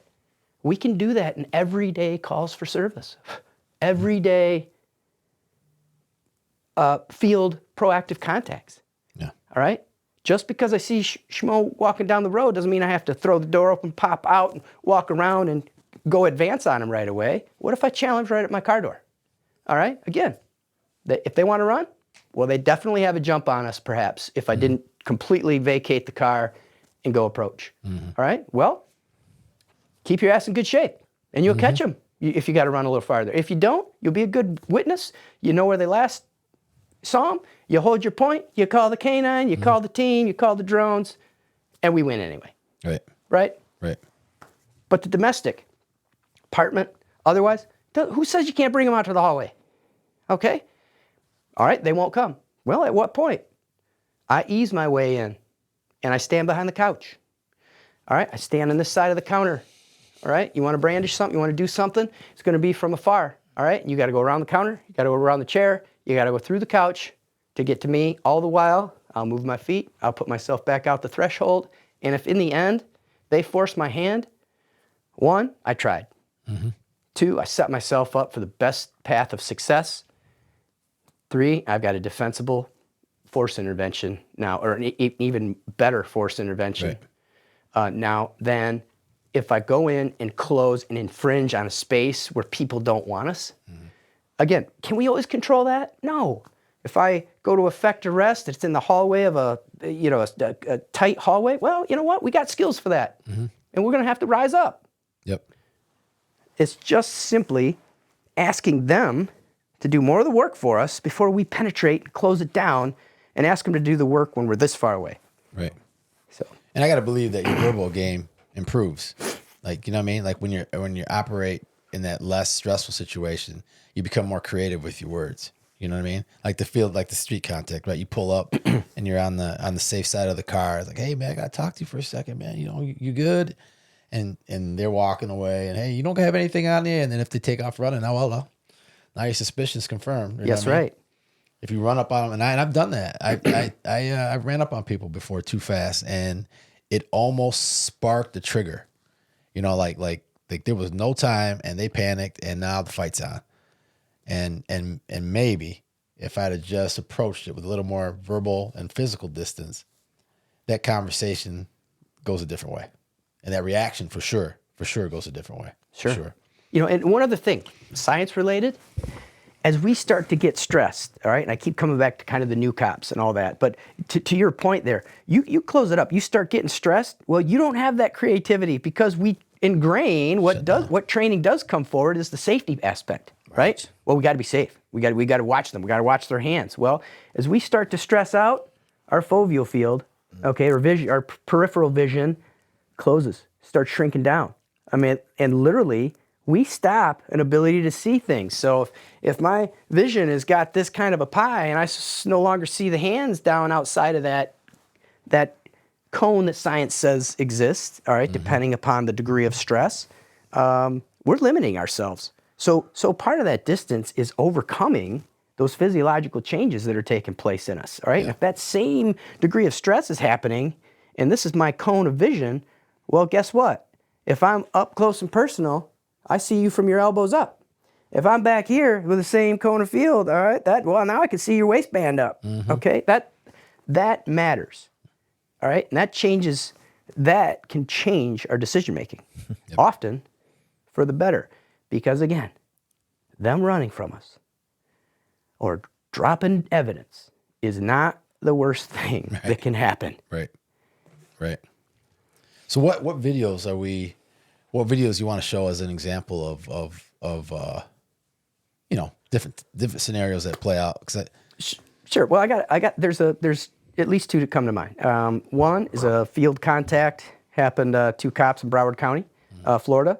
A few years back, showed it in-house. at LPD when we were training, so I know it's been shown there. It's been all of 10 years ago that happened, and it's a good one because it's got a spectrum of force interventions, contact cover related principles, and it's a proactive street contact. Yeah. And another one is a domestic related thing that involves a weapon where, and it's with a traffic stop. So there's a number of things there too.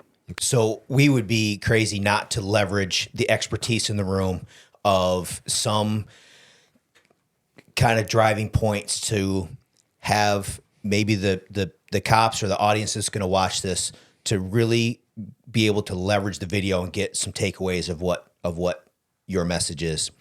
And before we do play the video here or whatever you've got, what this is not is bashing cops on a video. Like that will never be the platform of, you know what I mean? Like you and I, we try to do it right in all the calls that we took and on all the services that we did. And, we've got the expert in here. This is about improving the performance. If we can improve that, why would we not? But what it is not is look at this dipshit on TV. That will never be the message here, right? So Z, cue up the video. What's it called? What's this one called? Guys from Broward. Yeah, the Broward County one, my man. Pull up the one that he's talking about. Yeah, there we go.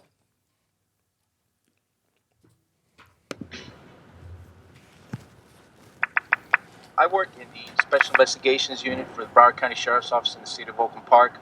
I've been doing it for about 8 years now. And to me, I say it's like a finely tuned machine. We work off of each other. We know what one person's going to do before he does it. We're always there for each other. I know I can trust them. I can depend on them. I count on them. It's like family. We're like brothers, and we work really well together. Can we pause? Right now, we're going to go make contact with... All right. So here's the first consideration of this video, and to qualify it, been using this particular thing, because when it's safe, it happened in Florida, it's old, everything's run its course and such, but 10 years been using this video for all it brings that's worthy of discussion, all right? And it's certainly safer than trying to use some of your guys' videos, which probably isn't safe to do yet. Yeah. So this very first thing, did you hear what they said? They're a two-cop car, routinely. They complement, they work off each other. We know what the other one's thinking. That's complacence. You bet. That screams complacence to me. Now, we have people that complement us well, fun to work with in the same car together. We know their style. But that's you can argue that first time irregular partner relationship can be, just as dangerous of a mindset as the person that you're with all the time. And I think, back in the Kathy Winslow days, I think she and I were like a Boston car more than anyone in a long, long, long time. I mean, more nights than not, we were Baker Street car. Yep. And certainly we found ways to complement one another, but you cannot presume. Okay, you cannot presume. You don't know what your partner is seeing, feeling, hearing, and that's why we've gone largely on the radio and other places, or right in contact with a subject right there, and there's two of us, plain speak. All right, we have got to be coordinated. We got to be on the same page. So that I just wanted to throw that out there on that thing. It was a grabber 10, 12 years ago, and it's a grabber now. Yep. Two guys standing in front of the store. See what they're up to, why they're hanging out in front of the store right now. Usually the store owners don't like people hanging out front. They don't tell us that, so every time we see people congregating in front of the store, we'll go up there and tell them, don't hang out over here, go away, whatever. So we're going to go talk to them real quick, see what they're up to.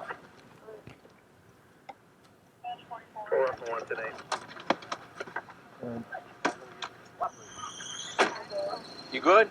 Staying warm? Yeah? Okay.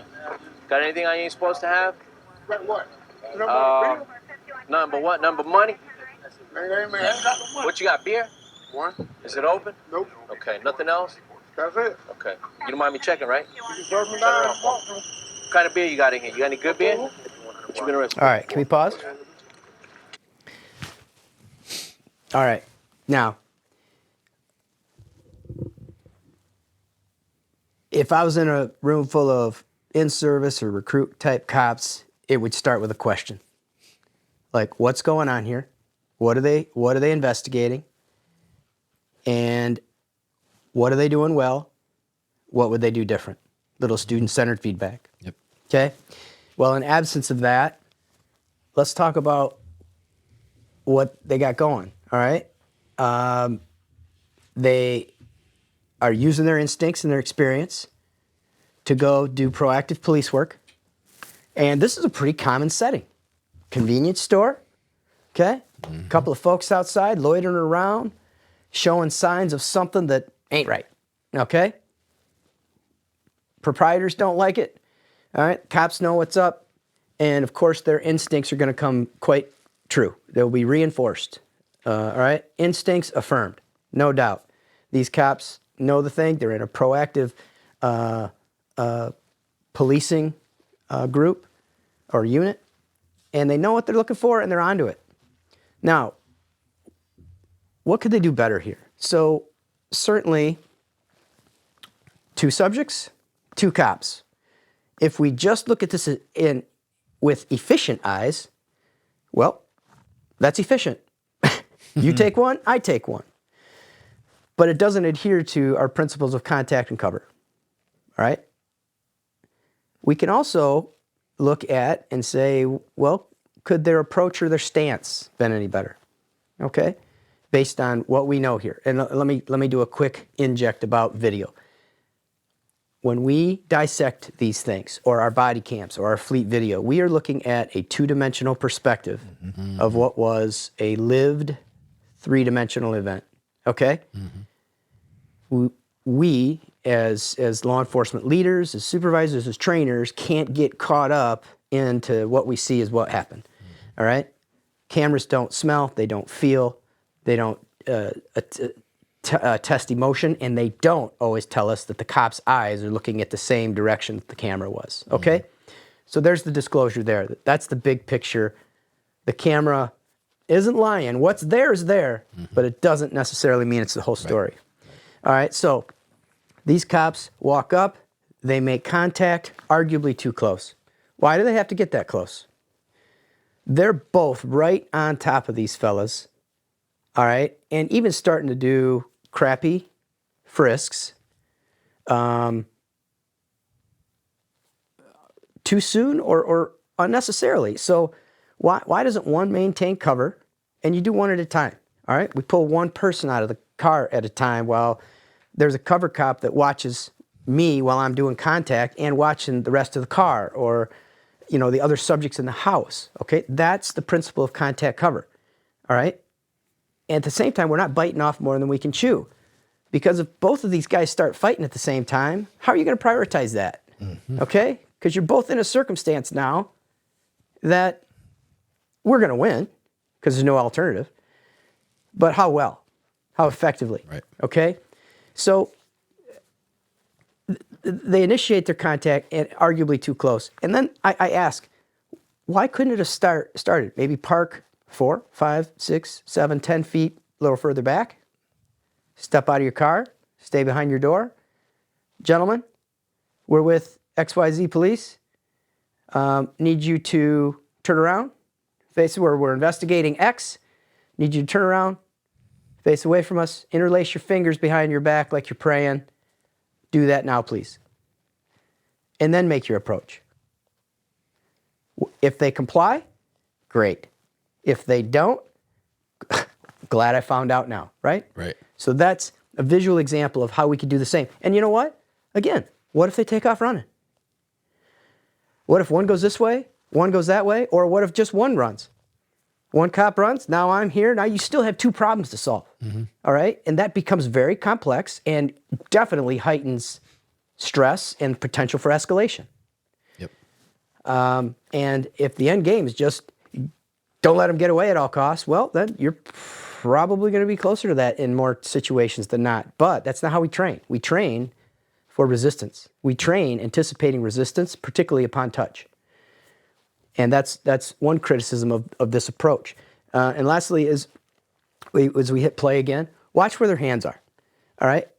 So back, Rob, you primed me with a question at the beginning. All right. If you had your way, what would it look like? Well, if M. Coles gave me 5 more minutes beyond the D equals T equals P mantra, I would teach hand clasp frisking. Yep. Because it works for 5 foot on 6'8", and it works for 6'8" on 5 foot. Okay? Doesn't matter because those hands are clasped right in the middle, right of my center. And when they come together, all right, you add that element of control upon touch, which is minimally going to buy you a little time to push off, throw a strike, push, pull, get to a tool from that position of advantage. And I just believe heartily in that ability if we do it all right and you don't accept less than the full hand clasp. What you use with this pipe?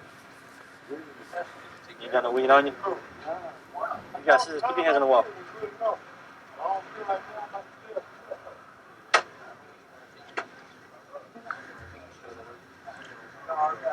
Keep your hands on the wall. Keep your hands on the wall. Pull my pants up. Keep your hands on the wall. Don't pull my pants up. I got a screen tied them up. See that screen? Don't worry about it. Weed pipe. Weed pipe? I got string. See, I got string holding up. All right. Can we pause one more time? All right. Now, very quickly. So this plays into your detain them mantra.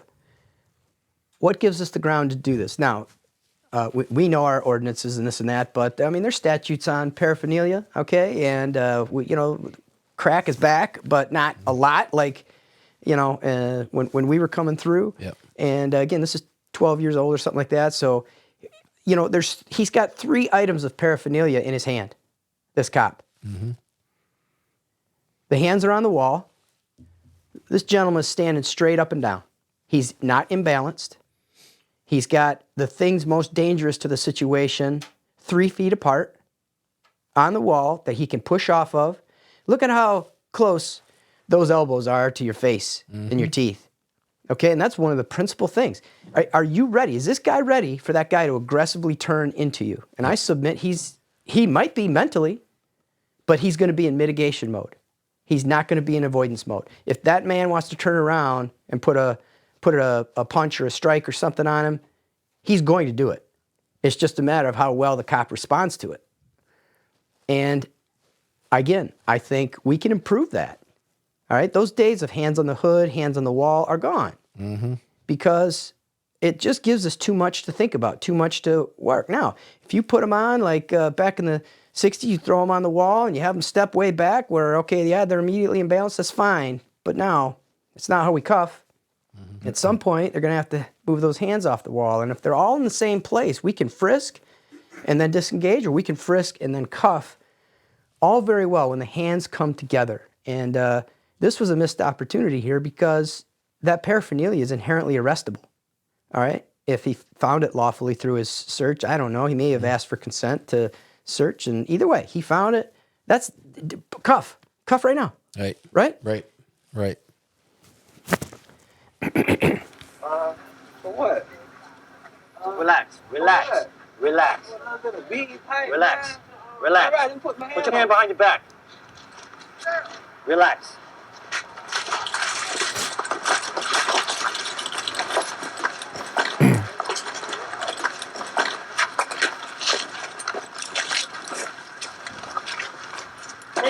Taste. No, taste. I got it. Put your hand behind your back. Stop resisting. Stop resisting. Stop resisting. Stop resisting.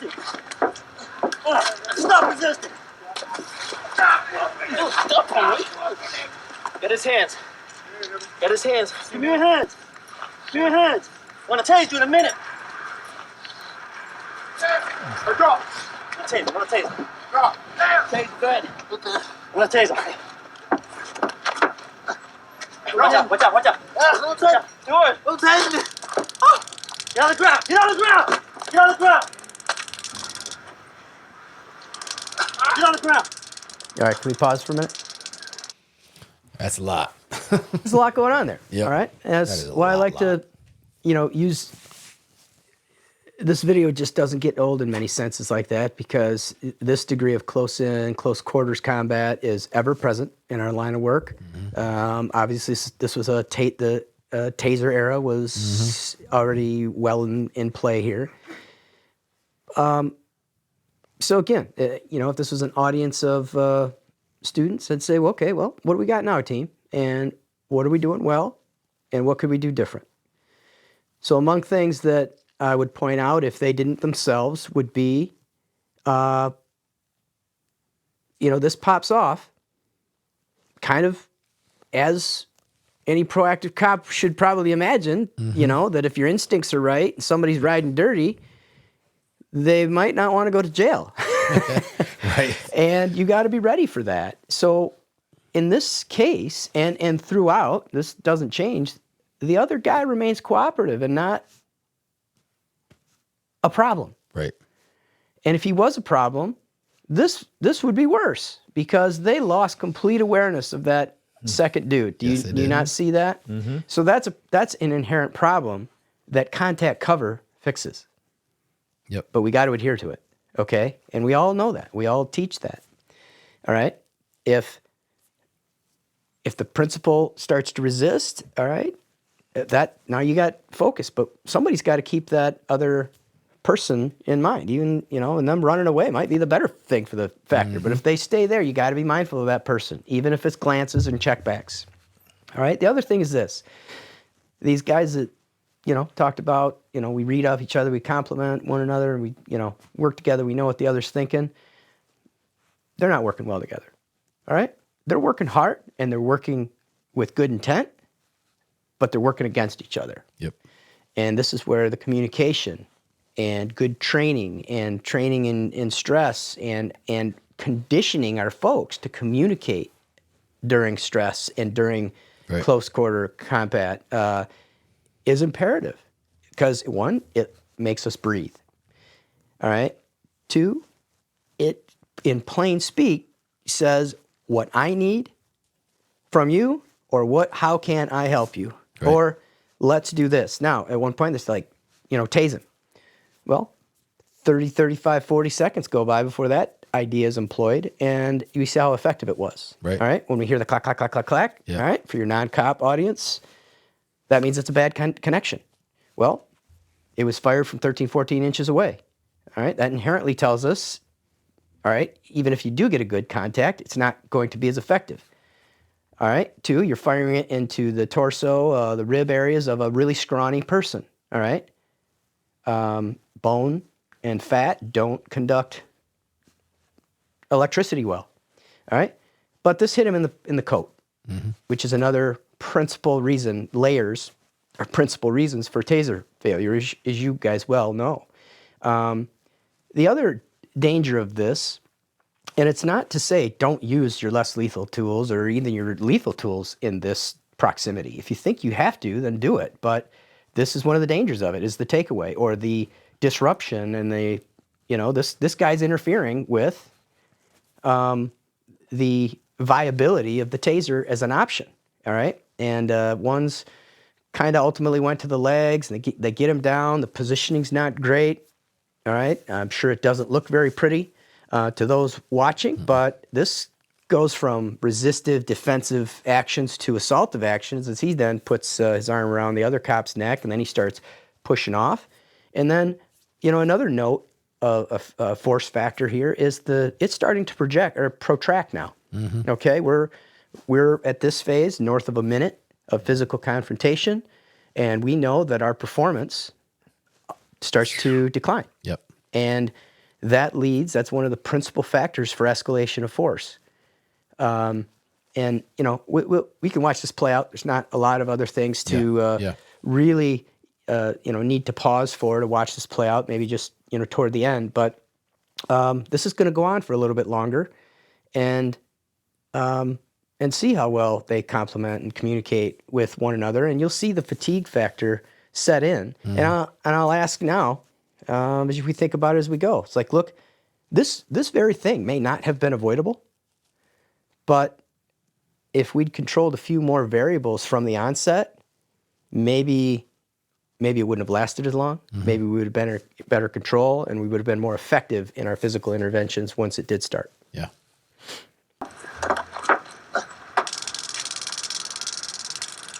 Go. Go. You're up, man. Just say no. Where's he? Oh, let him in. You're all right.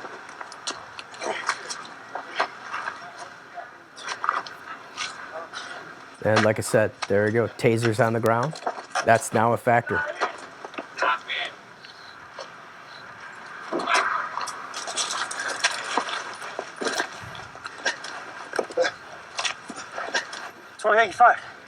Give me some units. Northwest, 19th Street. 1033. Hold him down. Stop resisting. Put your hands behind your back. Put your hands behind your back. Put your hands behind your back. Put your hands behind your back. You got him? All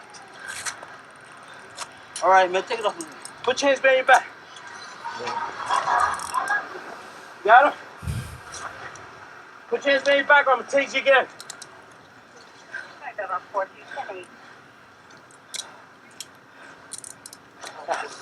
Yeah. So now, Yeah. cops trained in this era should be recognizing that as danger sign, right? Yes, absolutely. That's get me an ambulance staged here.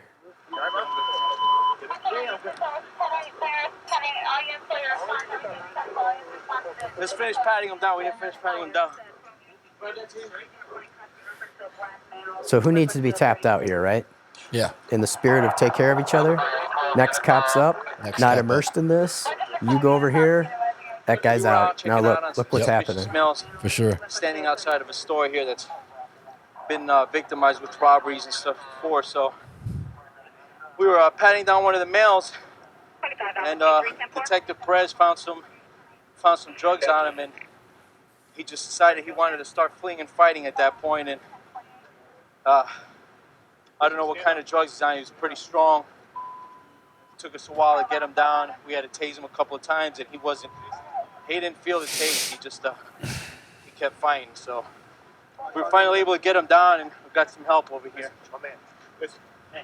You can either get in the car on your own, or I can throw you in there. Stand up and get in the car, because I'm sure you don't want me to help you get in the car.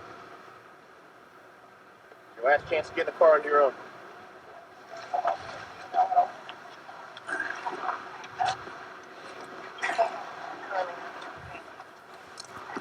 We're good. So take us down the obvious conversation at the end of this. In keeping with Rob's sentiment, there's no cop bashing here, for sure. all right? But we'll say that's not our standard, okay? We have a different standard of expectation in a circumstance like that. One, we should all be trained to recognize, we've got maybe someone that's a drug user abuser. We've got a protracted physical confrontation. All right, and he fell out there at the end. He's gassed, okay? Yep. And fortunately, in this case, that's all it was. He just gassed. His tank was empty. Those are warning signs to us, and we manage them differently. Yep. Okay? That person needs to see a doctor before jail, just because of the risk variables there. And you know what? We get paid the same whether we're at the hospital or whether in the field. The other factor there is know when to go excuse your partner. And I'm not suggesting there was abuse here or that this was overboard or immeasured, but it's like, look, you heard a call for help, you go, you get there, and now you just bring a fresh gas tank, one, and two, a fresh, objective mindset to the equation, because sometimes emotions happen, and emotions are tougher to control, okay? Frankly, every decision we make is born of an emotion. It's just a matter of how well we regulate that and balance that and be objective as ourselves about those decisions. But that's just how we take care of each other. We come there, it's like, hey, I got it, bro. Yep. I got it from here. All right, sister, I got it. All right, I'll cuff them around. I'll take it from here. Go brush yourself off. Yep. All right, whether they need it or they don't. Right. Okay, whether they're, both these cops were physically exhausted, as was the subject. Yep. Fix that. Right. Okay, and that in and of itself, you get those emotions out of there, it may have led to a more tidy package and transport. So Right. that's another way we take care of ourselves and take care of each other, is to let that physical emotional de-escalation start again, whether needed or not. Yeah. Yeah. You watch that and it's easy to be a Monday night quarterback, right? 'Cause Yeah, you're right. in it. I had a situation almost just like that, and I didn't make the right decisions in that situation. Following up on a home invasion, and I was told I went back to the victim's house to get some more information, and they said to me, well, the two that we think did it literally just walked up the street. I think they're at the party store. So I go up to the party store with another officer, and the description is pretty obvious. The tall white male wearing some bright jacket or something. Make contact with him, and immediately there's indicators. I get him against the wall, handcuff him right away, take out a pistol out of his waistband. Second guy comes out as described, and I lost my focus. I handed up the firearm to my partner to secure, told this handcuffed person to sit down, and then I wanted to get to him because now I'm thinking, well, if there's a gun here, there's probably a gun there. Start fighting with the second guy who's armed with a knife. That goes over the hood, onto the ground. Handcuffed guy gets up, runs away. You know what I mean? Because too much on the plate. Address one thing, address the other. And I felt like I knew instantly that I screwed up. That was not the right way to address that contact. You know what I mean? Now, in a circumstance like that, so you went for the efficiency route rather than the effective route. Yep. Arguably. However, what if old boy didn't run? And we know that you won the knife guy engagement. Yep. Okay. He ends up packaged, he's in handcuffs, and now you got both, right? Do you self-assess that the same? Maybe not. Maybe not. All right. Yeah. Maybe point. that's now self-assessed as a big success. And you know what? It should be. Okay. Right. Because bad guy, bad conduct should not escape us. Mm-hmm. Okay. All right. That's inexcusable. Accountability, public accountability exists too. It's not just the cops that need to be accountable. Okay. Yep. However, in a safety sense, in a capability sense, in a performance sense, what's best there in that circumstance? And if we've got to have that courage with ourselves first, and we will often be more critical of ourselves than others will, is to look in on something and go, man, that could have gone bad. Mm-hmm. All right. Yeah, I think I'm not a believer in luck. Yeah. I don't believe in luck. Yeah. I believe in faith. I believe in fate, and then I believe in chance. Yep. But I don't believe in luck. Yeah. That circumstance, it worked out that way. Yep. It's how it went. Yeah. Okay. And frankly, guy running away from you in handcuffs is not the worst thing in the world either. It was when I got to the locker room. Okay. Oh, you know what? That's part of the lesson. Yeah. That was the hardest part. No, you know what? Hey. In this era, are we being extra sensitive to our cops? I hope that stuff is still going on in the locker room. Yeah. And at the coffee shop, because if it's not, we aren't learning well enough. Yeah. That stung for a while. I bet. And if you don't believe in luck, clearly you've never been deer hunting with John Cosme, because that's the only thing that he has. Yeah, that was like What'd you say? That shot that I had, if you're talking about the same one, yeah. Was it? Yeah. It was I was like, what? Oh, shoot. All right. That's a great example, right? And that's the beauty of being able to sit and look at something objectively, and like you guys have said already, we're not trying to sit here and sound like better cops, but my God, if I haven't learned from mistakes, I haven't learned anything. Damn right. And here's the thing. We've dissected this video of what, starting with the distance factor, when we first push play on this, as far as engaging this from a different vantage point and then collapsing down on it at when you're ready, on your terms, on your tactics as described. But here's what we're not saying. What we're not saying is avoid doing police work. What we're not saying is these guys did it wrong, and you should never get out of your car and check someone that's in your neighborhood that you can articulate as being suspicious and following through with that. Absolutely. What we're not saying is because that is very much important to me as we play a police video, because cops these days are seeing more videos than ever before because there's a lot more of it. And I think a lot of times their takeaway is we can't do anything right. So the only if my mindset is I can't do anything right, I'm just going to avoid this, and I'm just not going to go above what is required of me. I'm going to take my calls and I'm going to go home, and that's that. Well, I think that if you're Rob Forbes, John Cosby, Darin Southworth, you're missing the fun part of policing. Oh yeah.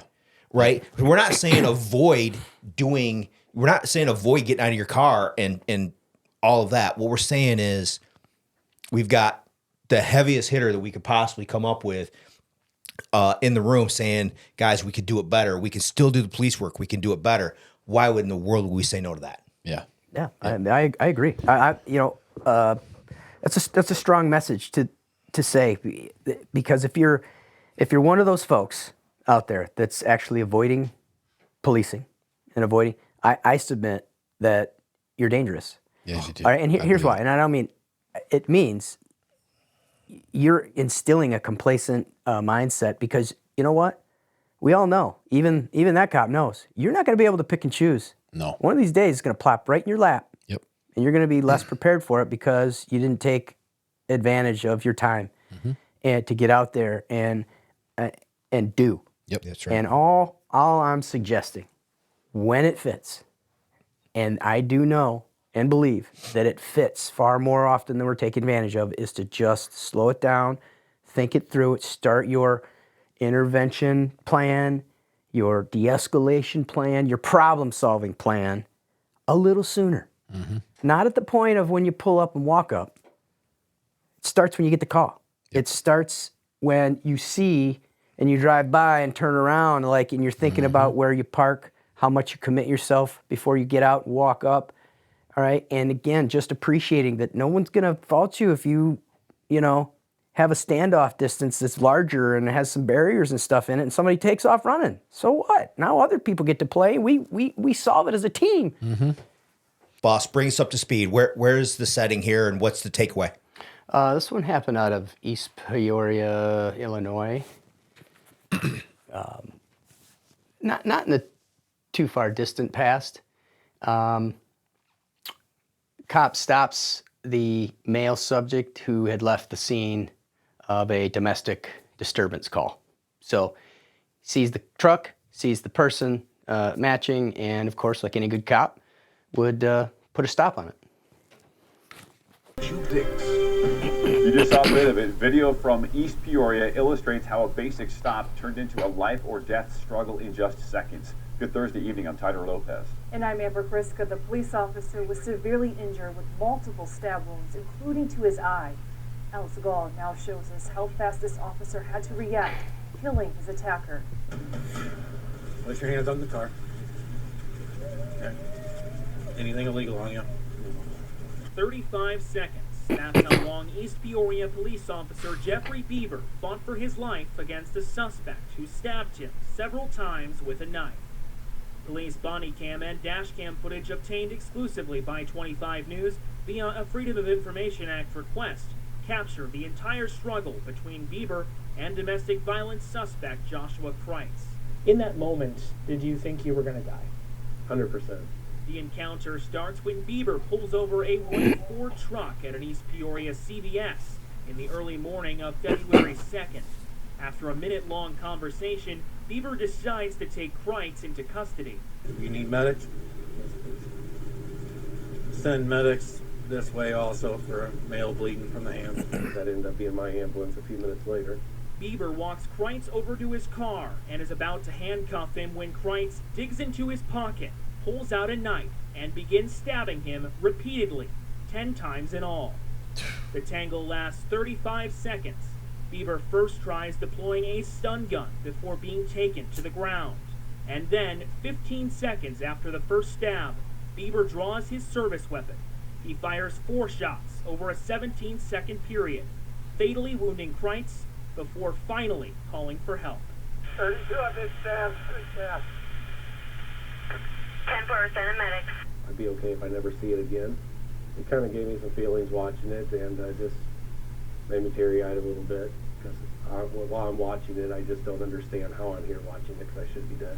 Now, after 4 months, Bieber says his 10 stab wounds are healing miraculously well. He returned to work last week and was honored for his bravery from the East Peoria City Council. It's inspiring. It inspired me to be a better police officer today because of it, and to help others in need. I'm Alex Gall, 25 News. Can we back it up, Z? I want to back it up to where there's a place where we can see the initial contact start. Right there. That's a good talking point right there. I'm Tyler Lopez. Right there. Dashcam Let's footage pause obtained it. exclusively. So, we ready? Yeah. Let me start with a punchline Yeah. on this.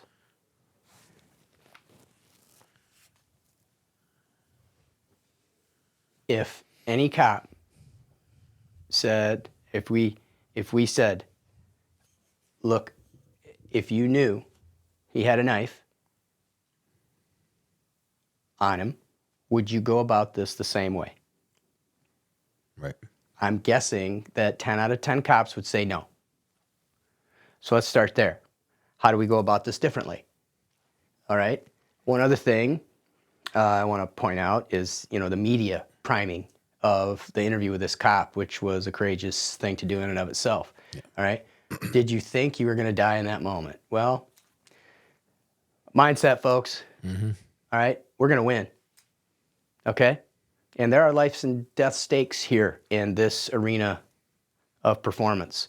All right. But we will always have a mindset of win. So I don't like how the question was primed, because it forced the cop into thought he was going to die and I should be dead today. No, we're going to win.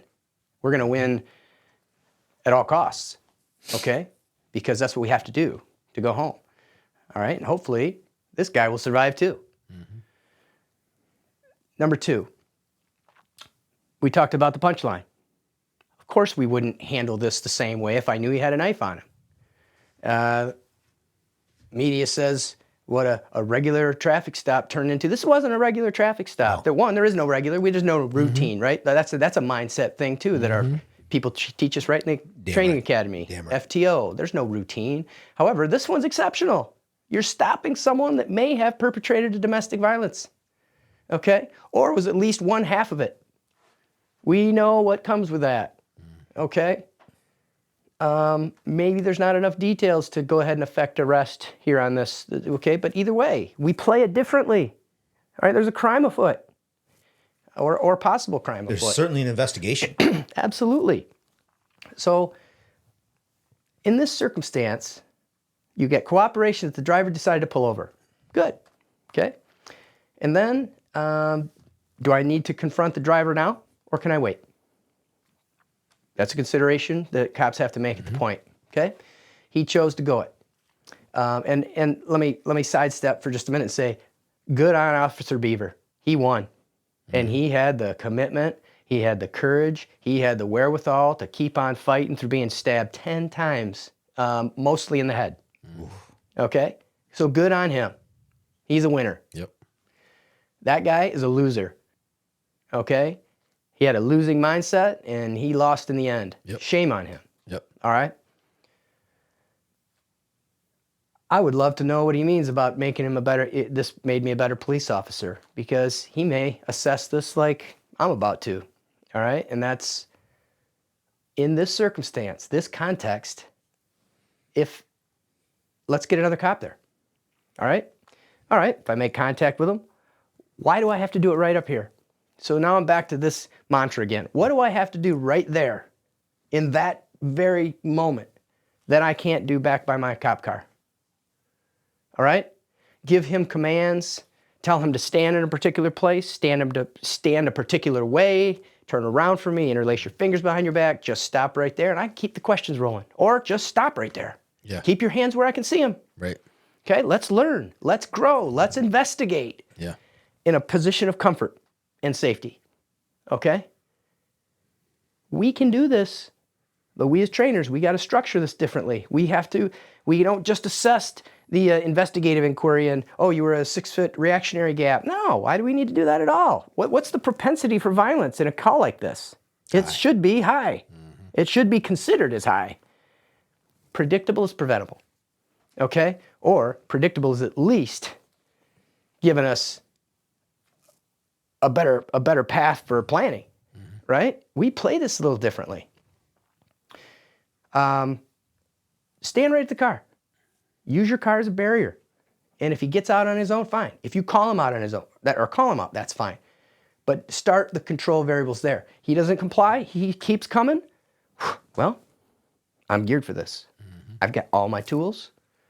They're all at my access. I might have some ability to walk it off, sidestep, whatever's in my comfort zone, giving this person a better opportunity to make better choices before I have to do something profound. Because he's in your tweak of this, in that scenario, which doesn't play out here because of the 6-inch distance between these guys, right? He's going to advertise his non-compliance from up there. Yeah. Which is huge for us to recognize, going right back to what you're talking about. I would much rather be able to see this person advertise their non-compliance from up there when I'm back here. Because that buys me time. Absolutely. And from afar, you may also, we just don't, from day one in the police academy, I would be willing to bet that an Illinois police officer was not trained to walk up to someone inside position, as he did, okay? So that's probably a little on the critical side. Yeah. That's what he chose to do. All right, as this plays out, all right, you let it play out just a little bit, Z, we'll get him to the hood of his own police car. News via a Freedom of Information Act request. Capture the entire struggle between Bieber and domestic violence. All right, so the bad guy even stopped and he chose to keep going and walk up and actually physically touch him from the inside position. You got to be ready for game time right then and there.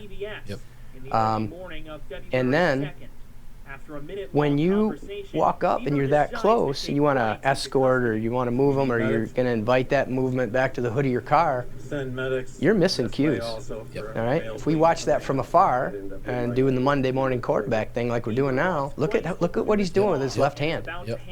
That cop's not aware of that. He doesn't see it because he's too close. Right here, he's leaning into it. Right.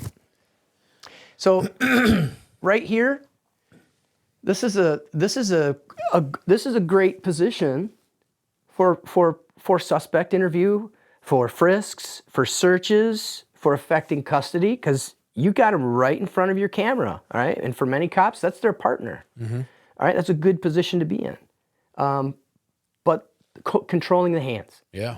This is a classic case where if you command them into that position of the interlaced fingers, control upon touch, all right, and then you improve that and tidy that up in our own particular way for that frisk or cuff, all right, you're going to mitigate any resistance that they have, at least for a few seconds, if not in full, all right? You're going to set yourself up nicely to win if you have to counter resistance. Just from being behind him would have afforded him. You betcha. The view of both of his, the actions of his hands. You betcha. And this is a great example right here of, the hands on the hood of the car and not controlling the hands early for our physical interventions. And I submit, so in a Fourth Amendment sense, okay, there's government intrusion here, right? Sure. And we get credit for that government intrusion, whether I place my hands here nicely, professionally and politely, to the same degree as if I tell them, turn around, look away from me, interlace your fingers behind your back at your lower back like you're praying. Do that now. And I go up and I control the hands upon touch. Yep.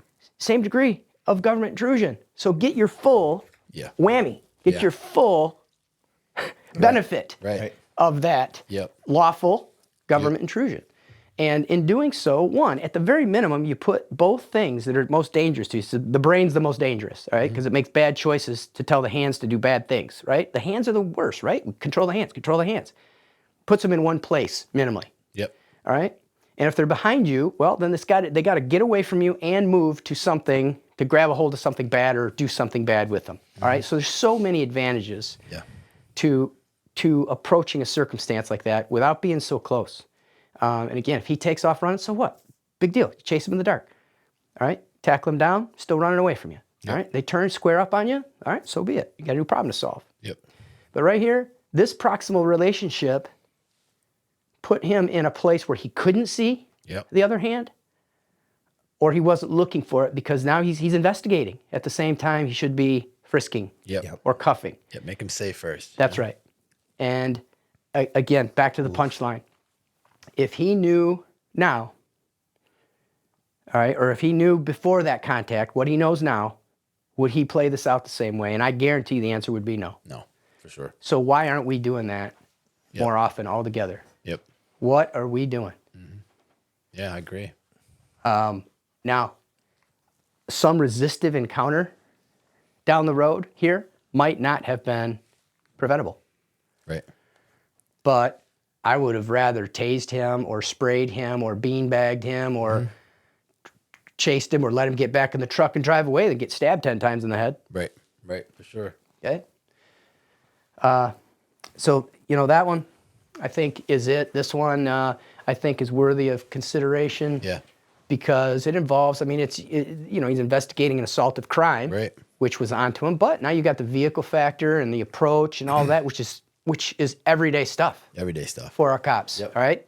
If we didn't have the domestic information at play, and you pull this guy over and he steps out of the car on you, all right, that's a scenario all day long. We live that every 3 times a month, once a week. Somebody's jumping out of a car on us that we don't like, and how we play that today might be a little bit different than how we played it 10 years ago. Like, keep them out of the car and stand over here and just don't come forward anymore. But either way, that's our scene with the presumption that I made a lawful contact or a lawful stop, okay?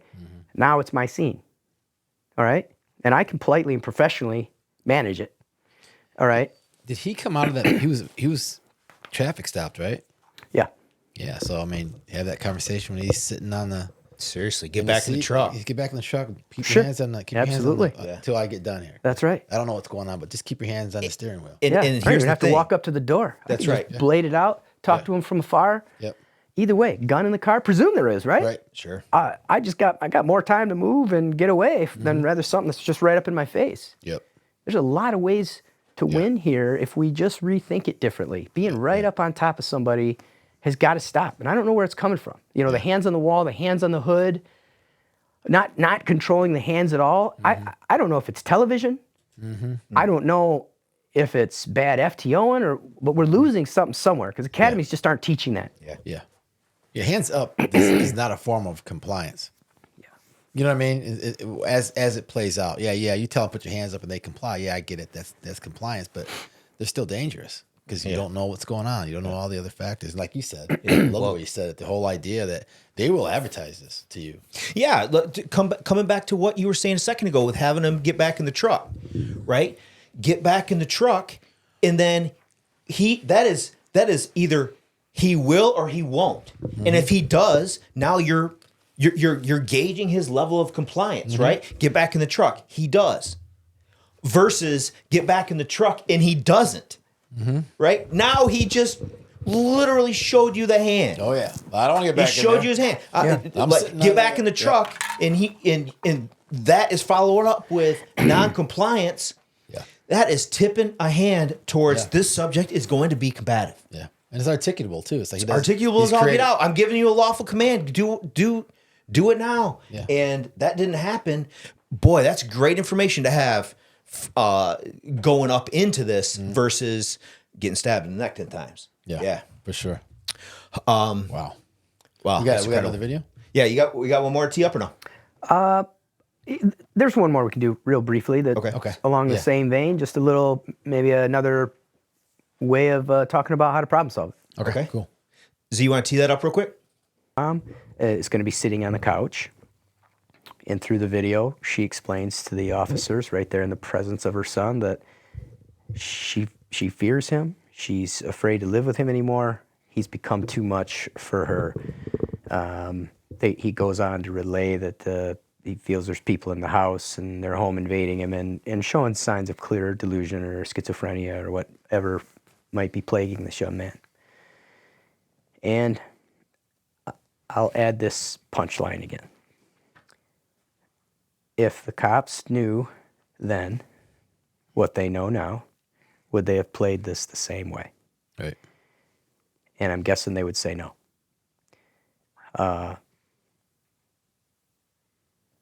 And we should treat all these things a little differently to the extent we can. Yep. Now, they may argue we wanted to come in, we wanted to get close in case we had to intervene something between son and mom. Completely valid argument, in my estimation. They may have been able to complement their positioning just a little bit better. All right, but it worked out the way that you'll ultimately see. Yep. But when it comes time, when they drew their line in the sand, and I applaud these cops, they're trying to help this young man. They want to help him. Yep. They're using good active listening skills, and they're trying. They're being subtle. Right before the incident that really culminates here, you see the cop do the open hand, the kind of the universal, like, I come in peace. I'm not here to hurt you. He's very close. Yeah. So they are trying. Their heart is in the right place. They got policing in mind. They want to get this young man the attention he needs. But again, I bet you they wouldn't police this the same way, knowing what they know now. That don't even matter. I mean, it don't. If you can hear a home invasion and not hear it.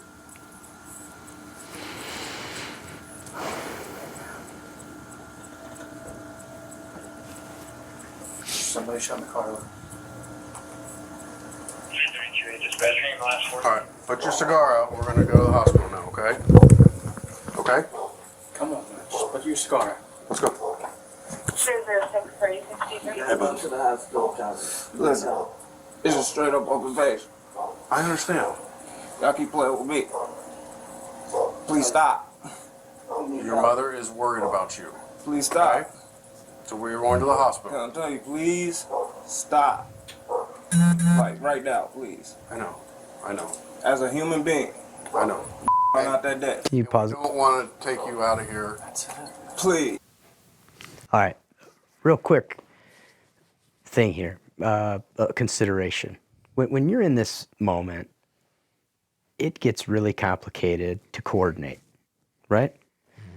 But this is where the contact cop needs to know that the cover cops have a plan, right? That they should be coordinating, because what we don't do well, but there's plenty of room right here in this moment, all right? And you can liken this to many moments we've all been a part of, all right? Behavioral health event, no crime, but intervention's necessary, okay?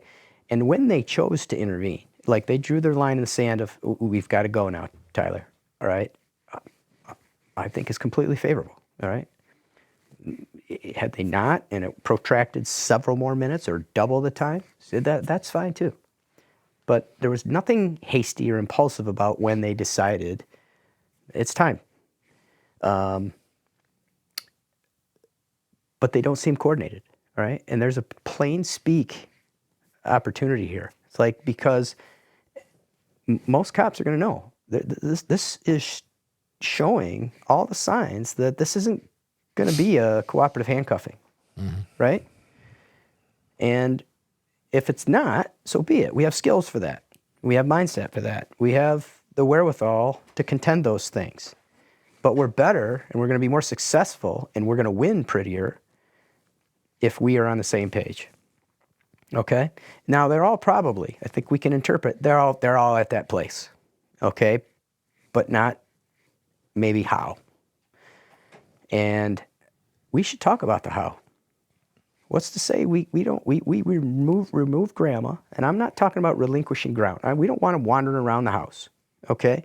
We can get mama out of the place, and we can have a plain speak conversation with each other and let Tyler hear it, okay? It's like, Tyler, we're at that place. You're going to have to go with us now. All right? We need you to do X with your body, X with your hands. Do that now, please. And he's going to not do it, right? And we're going to be glad we found out he's going to not do it before we go to touch him. Right. Because now, maybe we make a different game plan, or if we haven't made a game plan up to now, we better come up with one. Because Tyler's going to fight us, even if we don't think he has any weapons on us. But again, back to the punchline. Would you police this differently if you knew he had an open knife in his pocket? The answer is yes. Yep. We know it's yes. Yep. So police it different. Right. Okay? Let's tell them what we want. You state your authority. You've shown your authority. I'm not saying you have to do it in words like remind them that I'm the police 15 minutes later. Tell them what you want done. It's time, Tyler. All right? I need you to turn around, interlace your fingers behind your back like you're praying, spread your feet for me. Okay? If he does, great. We know exactly where his hands are, and we know we're going to have the best opportunity to control him upon touch. If he doesn't, we either, we go in, and we do it the hard way, or maybe we hold. What's the level of threat? Not hurting himself yet. Grandma or mom's out of the way. And now we make a plan, and we do it subtly, tactfully. 2 cops step out to the porch and game plan, or you radio the next person up to bring a shield, bring me a blue nose, bring me, I've got taser, you've got, whatever it might be. Get coordinated. Yeah. Because the predictability of this is clear. It is clear. Right? Yep. And the Especially contact right cop here. can be the contact cop. Stay right where you're at. Don't Yeah. break any ground. Those 2 cops have the best opportunity to mitigate this. Yeah. Even if starts with a bear hug. Mm-hmm. All right? And the signs were there. I think they would agree. And, it doesn't excuse the choice this young man made. Yep. Right. Not at all. But sure. when he's not thinking clearly and in crisis, we have to be the adult in the room and expect that uncanny, right? And let's do it to not get stabbed. Oh, right. If the CIT and the compassion and the avoiding force at all costs is just too much for folks, well, let's just do it to not get stabbed and go home tonight. Right. And I'm in, please. All right, let's go. Come in, please. Let's go. Oh. There, good. Please. Okay. And I'm in, please. All right, let's go. Come in, please. Let's go. There, good. He's got a knife! He's got a knife! Got it. Get that knife out of here. Get that knife out of his hand! Good God. Yeah. It's good. Yeah. It happens fast. Now, why I invite that one is because this is a pretty common form of contact. It's pretty regular reason for us to need to make contact with other humans, and maybe an opportunity for us to look at the setting a little bit more. Let's really police this. Let's just start the policing of this matter much sooner, like from the porch. Make informed choices about when I go into the living room. Or when I leave the living room to go down to the bedroom, okay? Let's use these angles. Let's use these corners. Let's use our voice. Let's use our presence. Let's use our position of advantage when we can, especially when we're walking up on unknowns, okay? It's not foolproof. It's not always even viable. But it's there more than we give it credit for. Yeah. And you know what? Our stakes are high, and it shouldn't be lost on us. I mean, how many cops get killed in the line of duty, and how? Usually between 45 and 95 cops have been killed feloniously in the line of duty since 2012. All right,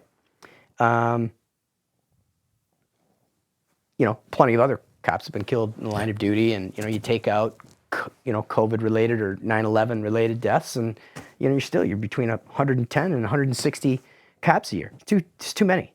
Yep. All right. And we can control that number a little bit better. Yep. And managing our setting, controlling the variables that we can control will help.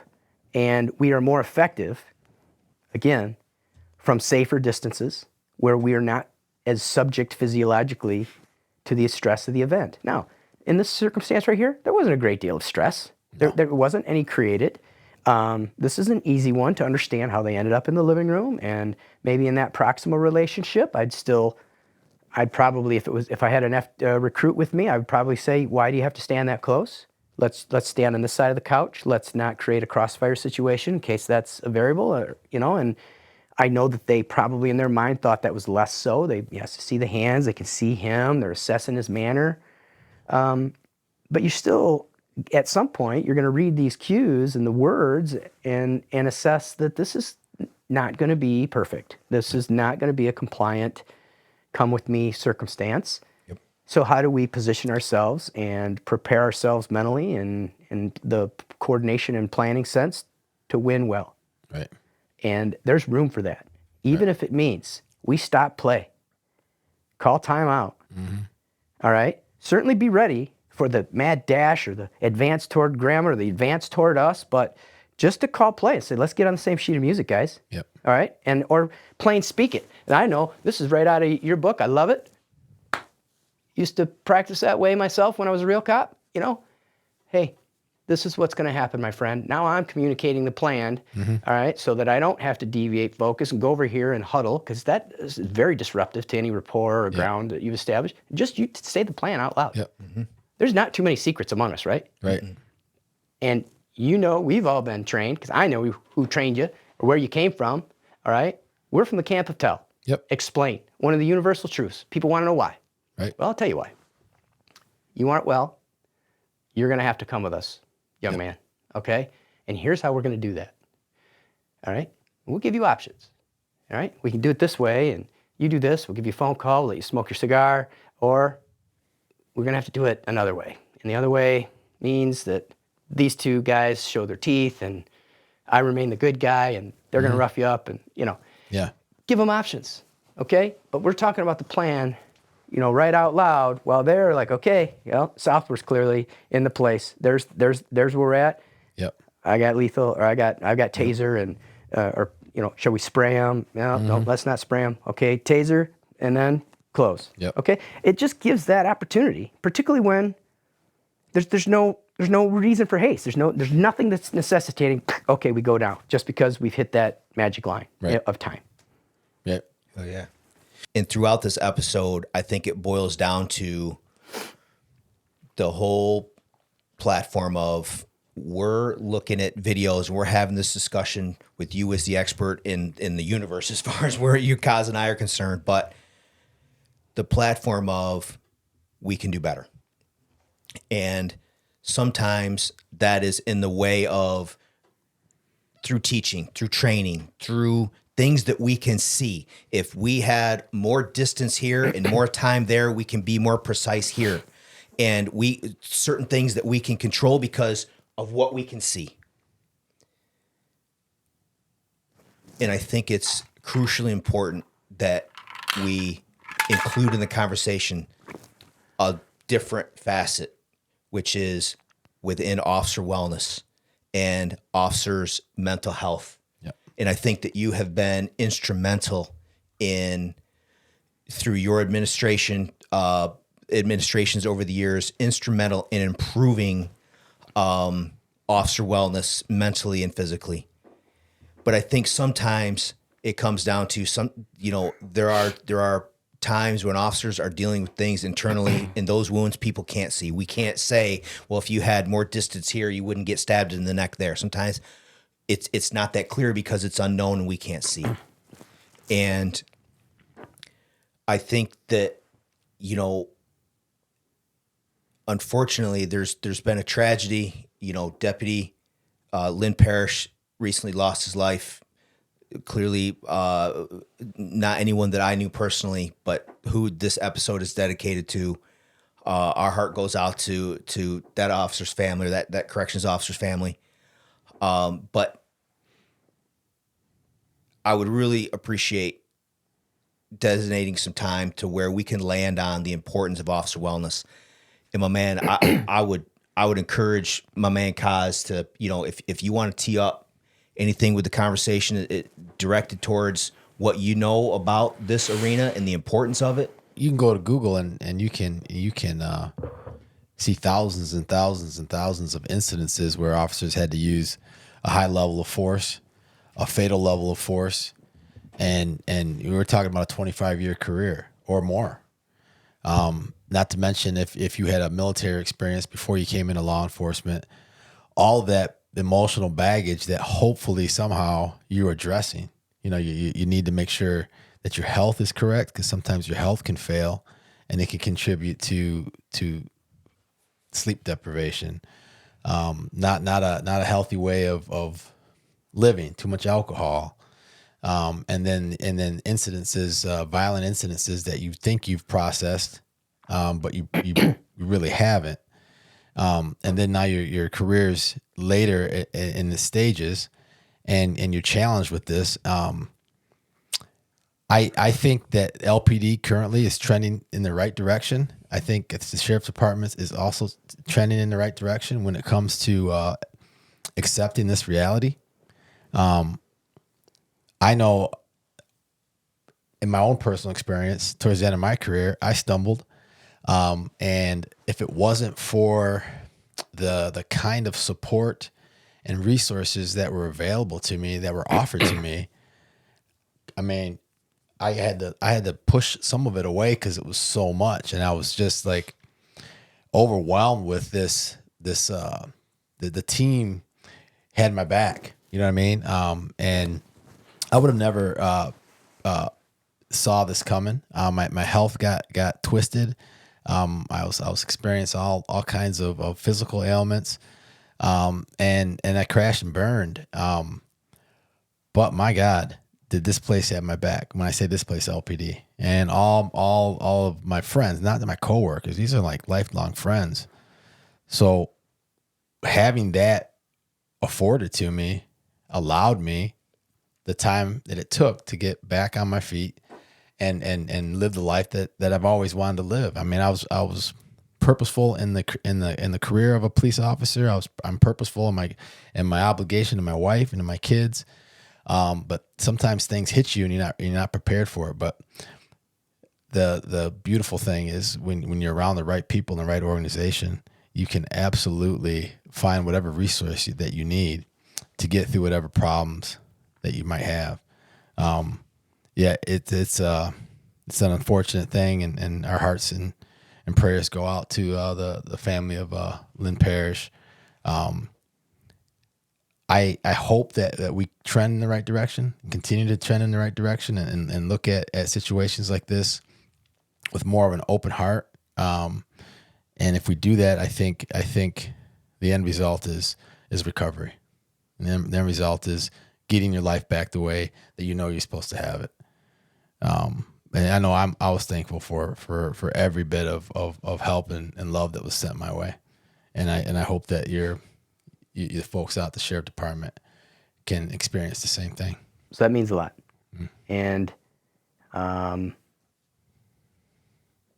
tell you, I had a super proud 25-year career with Lansing Police. I just never thought it would be the same. And I value that, what the city has done for my family and the living that it created for me, the opportunities that it created for me. I will forever be grateful, no matter what. Yep. Man, did I land on my feet going to the sheriff's office. I work around a lot of great, prideful, informed, capable humans, and they take care of each other every bit as well as what I knew of the Lansing police family taking care of themselves. In fact, it's impressive, some of the things that they have done, have established to take care of each other. If I may, as a kind of a wrap up and a segue at the same time, this, force and training and the state of, policing, and to make sure I don't leave with a message that distance is the answer to everything, because it's certainly not. Yeah. Okay. But this, de-escalation thing that's out there, it's good. It's not a bad concept, but sometimes the meaning is a little bastardized or twisted. De-escalation is an outcome. It's a result. It's a result of a lot of things or a little thing, a thing that went well. Decisions, actions, willful inaction that bring about a desired result. And that's a state of de-escalation, okay? And conceptually, that's good, but many just treat it as if that it's a thing that you sit next to you in your seat and you grab it and you use it when it's time to de-escalate, okay? Or when it's time to fix something. It's not it. It's not a tool. It's not a concept, and it's not just words, all right? It's a product of a number of things that bring about a result. So that's one thing. And in the spirit of taking care of each other, all of us have that responsibility when we come to the aid of another, all right? We come to the aid of a partner. We're responding to a call together where who's thinking clearly? Who's got the big picture? Who's got the objective viewpoint where it's like, hey, a little more space would be valuable here. Hey, a little less space or a little closure might be good here. Or let's not show the 4 other cops that are here. We'll keep them tucked over here with shields and this or that or just there. And we don't show that. That could be very de-escalating, okay? In the opposite sense, it's like, let's show all 5 cops that are here. Maybe that will work, okay? Maybe we close in and we grab this person right now to keep them from doing X, and that early intervention can be very de-escalating, right? Other people that come, everyone should have a voice here to see a gap or a shortfall or a weakness or something that would be valuable to the circumstance and be willing to say, hey, let's do this, all right? And why Z is doing contact right now and I can cover him, the other 2 or 3 or 1 other cop here should be planning, all right, coordinating, all right? If that doesn't work, what are we gonna do? All right, that's de-escalation, okay? That's preparing for a favorable outcome. That's how we take care of each other. If we've got one person contacting and 3 other cops standing there or 1 other cop standing there just being a good onlooker and not processing and planning ahead, we're not preparing ourselves as well as we can. It's a missed opportunity, okay? We're not taking care of ourselves as well as we could. Right. We have to have that 5,000, 10,000, 15,000 foot view as we come to these things, all right? And then force in general, inevitable. It's a product of what we do. It's an occupational hazard. It's an occupational reality, all right? Those things get heavy over time, all right? Taking care of each other, it means coming in, tapping you out. If you've been in it for a few minutes, okay, I'll just presume you need a break, at least for fatigue. All right. 2, if there's any emotions involved, good. Go check them. Okay. Go de-escalate. Go de-emotion. Okay. Yep. That's how I take care of you.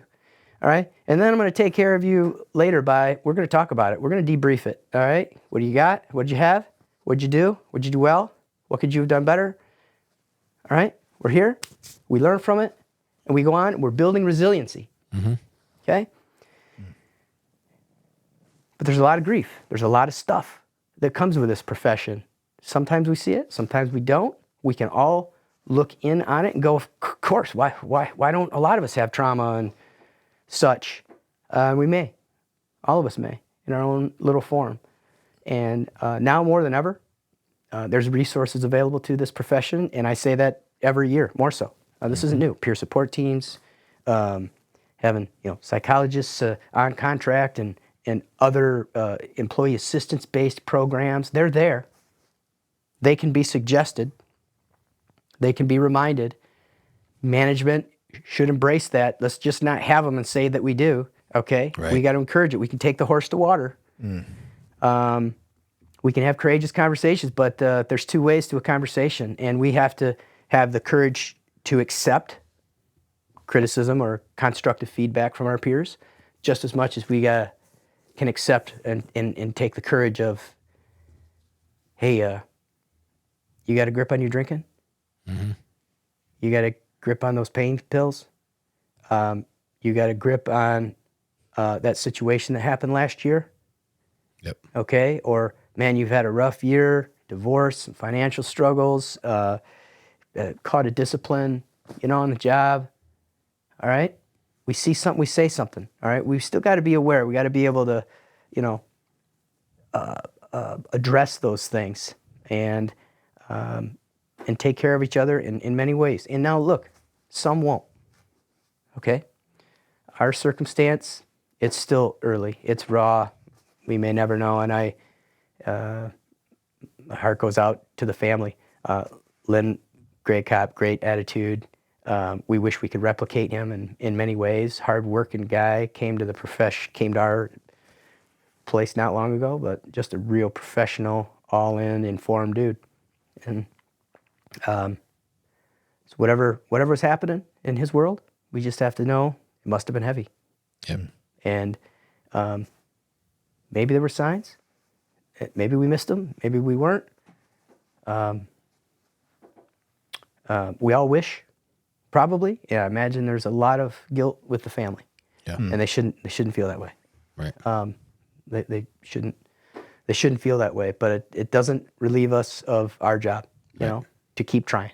Yep. That's right. Making the resources available and doing the best we can. Yep. For our folks. This is the greatest profession You in the ain't world. lying, man. I say that. You ain't lying. Oh my with, gosh, it's the best with ride in a the park. Genuine, convicted sentiment that this is the greatest profession in the world. That's plain and simple. And it's complicated. Partly what makes it great. Doing this alone probably won't ever be stinking rich cash-wise. Right. But you are going to be wealthy with stories, with feelings, with growth, with the sense that you made a difference, hopefully. You changed lives for the better. And, but is also, one of the most challenging professions in the world.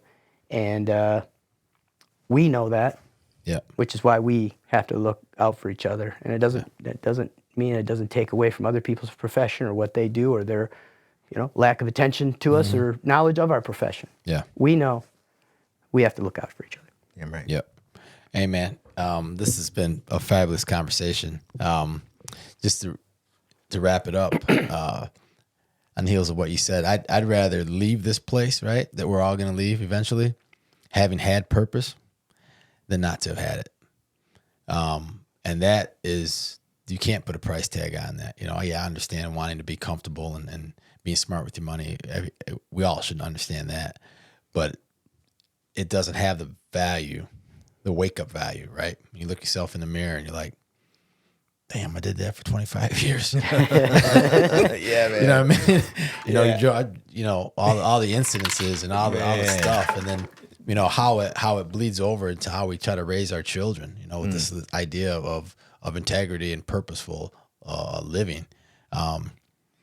I was looking forward to this as soon as I knew you were going to come in there and do this, bro. And I can't thank you enough for all the quality training that you gave me, the example that you led by, the force of your intention is unforgettable. And I was happy to be a part of it. I was happy for us to be able to get you here in the studio and enjoy the conversation. And thank you so much, and best wishes to you and yours, and continued success.